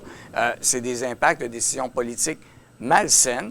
On a une ministre des Dépenses qui fait encore n'importe quoi. Hier, elle annonçait, elle va financer les contraceptifs pour les femmes. OK, mais c'est ça, idéologiquement, ça paraît bien, c'est électoraliste. Mais c'est de l'argent qui va être encore là une fois, fondu, disparu pour des idioties. Et de faire taire les gens contre ces idées-là, bien, c'est leur objectif. Et de diviser les gens aussi, il ne faut pas l'oublier. Je sais que Richard en a parlé beaucoup, c'est un défi de se tous unir. L'élection de France qu'il y a eu, un des problèmes qu'il y a eu, il y a eu beaucoup de divisions à travers les Français tout court, au-delà des manipulations électoralistes qu'il y a eu. Donc, de pouvoir s'unir, c'est plus difficile, mais le rôle des médias a été très important pour cataloguer le Parti Rassemblement national comme étant, littéralement, excusez-moi l'expression de la merde, la couleur qu'ils avaient choisie pour représenter le Rassemblement national qui était historiquement bleu, avec un peu rouge, la France, c'est la couleur de cette étape brun. C'est comme ça qu'ils ont représenté sur les cartes électorales le Rassemblement national, pour faire peur aux gens. Et ça a peut-être fonctionné. Oui, il y a eu des divisions, il y a eu des personnes qui se sont écartées, peu importe. Mais les gens doivent être conscients de ce qui se passe. Mais les idées, c'est toujours quelque chose qui est difficile à arrêter, et les bonnes idées, encore plus. Alors, il faut continuer à en parler, il faut continuer à informer les gens, et c'est notre rôle et c'est notre but. Parlant d'idées, le mot de la fin, je dois dire, moi, j'annule mon vote depuis que j'ai l'âge de 23 ans. Là. Les gens ne comprennent pas, mais je pense qu'aujourd'hui, ça prend tout son sens. Si le système de parti est un système, c'est un échec qu'on peut voir venir assez rapidement. Maintenant, on voit depuis 30 ans que plus ça change, plus c'est pareil. Maxime dit, on fait le ménage au niveau économique. Oui, mais on a vu Harper, on a été impliqué avec Stephen Harper. Il a fait un ménage économique, et qu'est-ce que Trudeau a fait? Il a fait 10 fois pire. Donc, c'est pas une solution en soi. Mais si les gens vont voter à la prochaine élection fédérale, bien, le moins pire des partis, c'est vraiment le Parti populaire. Donc, moi, j'incite les gens, le plus conservateur de tous les partis, c'est le Parti populaire. Si vous voulez absolument voter, parce qu'il y a tout le monde qui me dit « je ne suis pas capable de ne pas voter », moi, je leur dis « allez voter, mais faites plusieurs X, ça règle le problème. Mais si vous voulez vraiment voter pour un parti, c'est celui qui est le plus près d'un mouvement conservateur, vraiment. Et d'ailleurs, merci de contribuer à notre mouvement. Parce qu'en bout de ligne, on travaille pour les enfants, on travaille pour l'avenir. Et eux autres analyseront ce qu'on est en train de faire actuellement et diront, bien, Maxime s'est levé debout, s'est fait menotter pendant le COVID. Bien, c'est une bonne façon de démontrer l'absurdité du système, comme les camionneurs et les gens qui ont eu leur compte de banque gelé. C'est pas drôle, là, ce qui s'est passé pour eux. Bien, ce sont des victimes qui, dans le temps, vont être considérées comme des héros dans le passé. Absolument. Notre Nelson Mandela. Daniel Brisson, merci beaucoup d'avoir été avec nous. Je rappellerai aux gens que les gens peuvent te suivre sur ton Twitter notamment, sur Facebook aussi, avec les podcasts que tu fais de façon régulière. À Facebook, moins un peu, parce qu'ils m'ont barré encore. Là, on parle de censure Facebook, c'est comme ça. Donc, allez sur YouTube, Rumble, Odyssey, VK. Et Twitter, évidemment. Donc, merci encore à Elon Musk d'avoir été là. Ça a débloqué Twitter, on a vu la différence. Ouais. Maxime Bernier, merci beaucoup d'avoir été avec nous aujourd'hui. Je rappellerai aux gens qu'ils peuvent vous suivre sur votre page aussi Twitter, dans laquelle vous mettez beaucoup d'informations. Vous êtes également actif à commenter la nouvelle de façon régulière, donc les gens peuvent vous retrouver là. Je dis Twitter, mais en fond, c'est X aujourd'hui. On a tendance encore à être avec l'ancien mot. C'est tout à fait. Donc, les gens peuvent vous retrouver là et vous suivre. Effectivement, où ils peuvent aller sur le site du Parti populaire du Canada.ca. Et merci, Richard, pour ces beaux mots. Mais effectivement, on fait de la politique différemment parce qu'on parle d'idées qui sont populaires ou pas. Et nous, notre programme électoral ne change pas. Si vous votez pour le Parti populaire, allez voir sur notre site les idées dont on parle aujourd'hui. C'est les mêmes idées qu'on va parler dans 10 ans, jusqu'au moment où, ensemble, on gagne cette bataille-là, puis qu'on remplace des mauvaises idées par des bonnes idées. Absolument.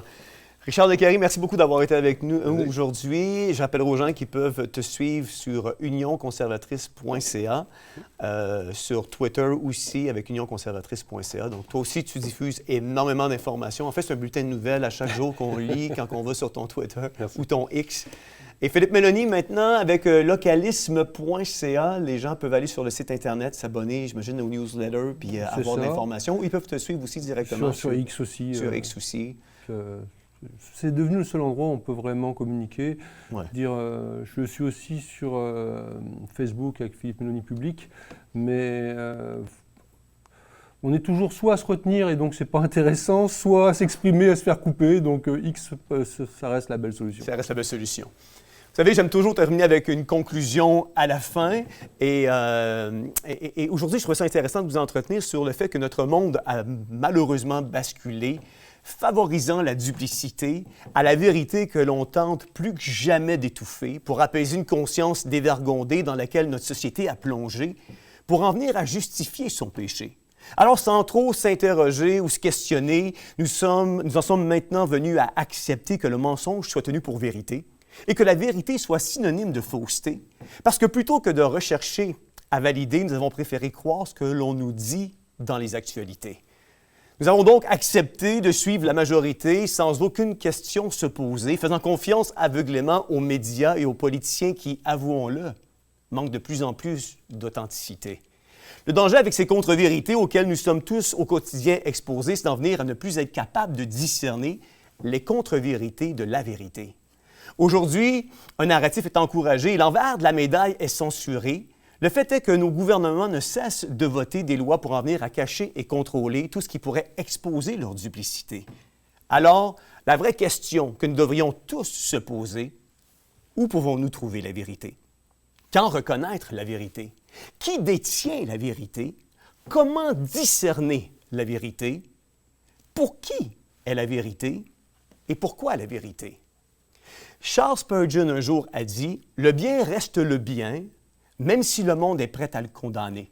Et le mal reste le mal, même si le monde a décidé de l'approuver. » Et je ne peux pas terminer en vous emmenant un texte de la Bible qui va nous dire dans Ésaïe 5, versets 20-21, « Malheur à ceux qui appellent le mal bien, et le bien mal, qui change les ténèbres en lumière et la lumière en ténèbres, qui change l'amertume en douceur et la douceur en amertume.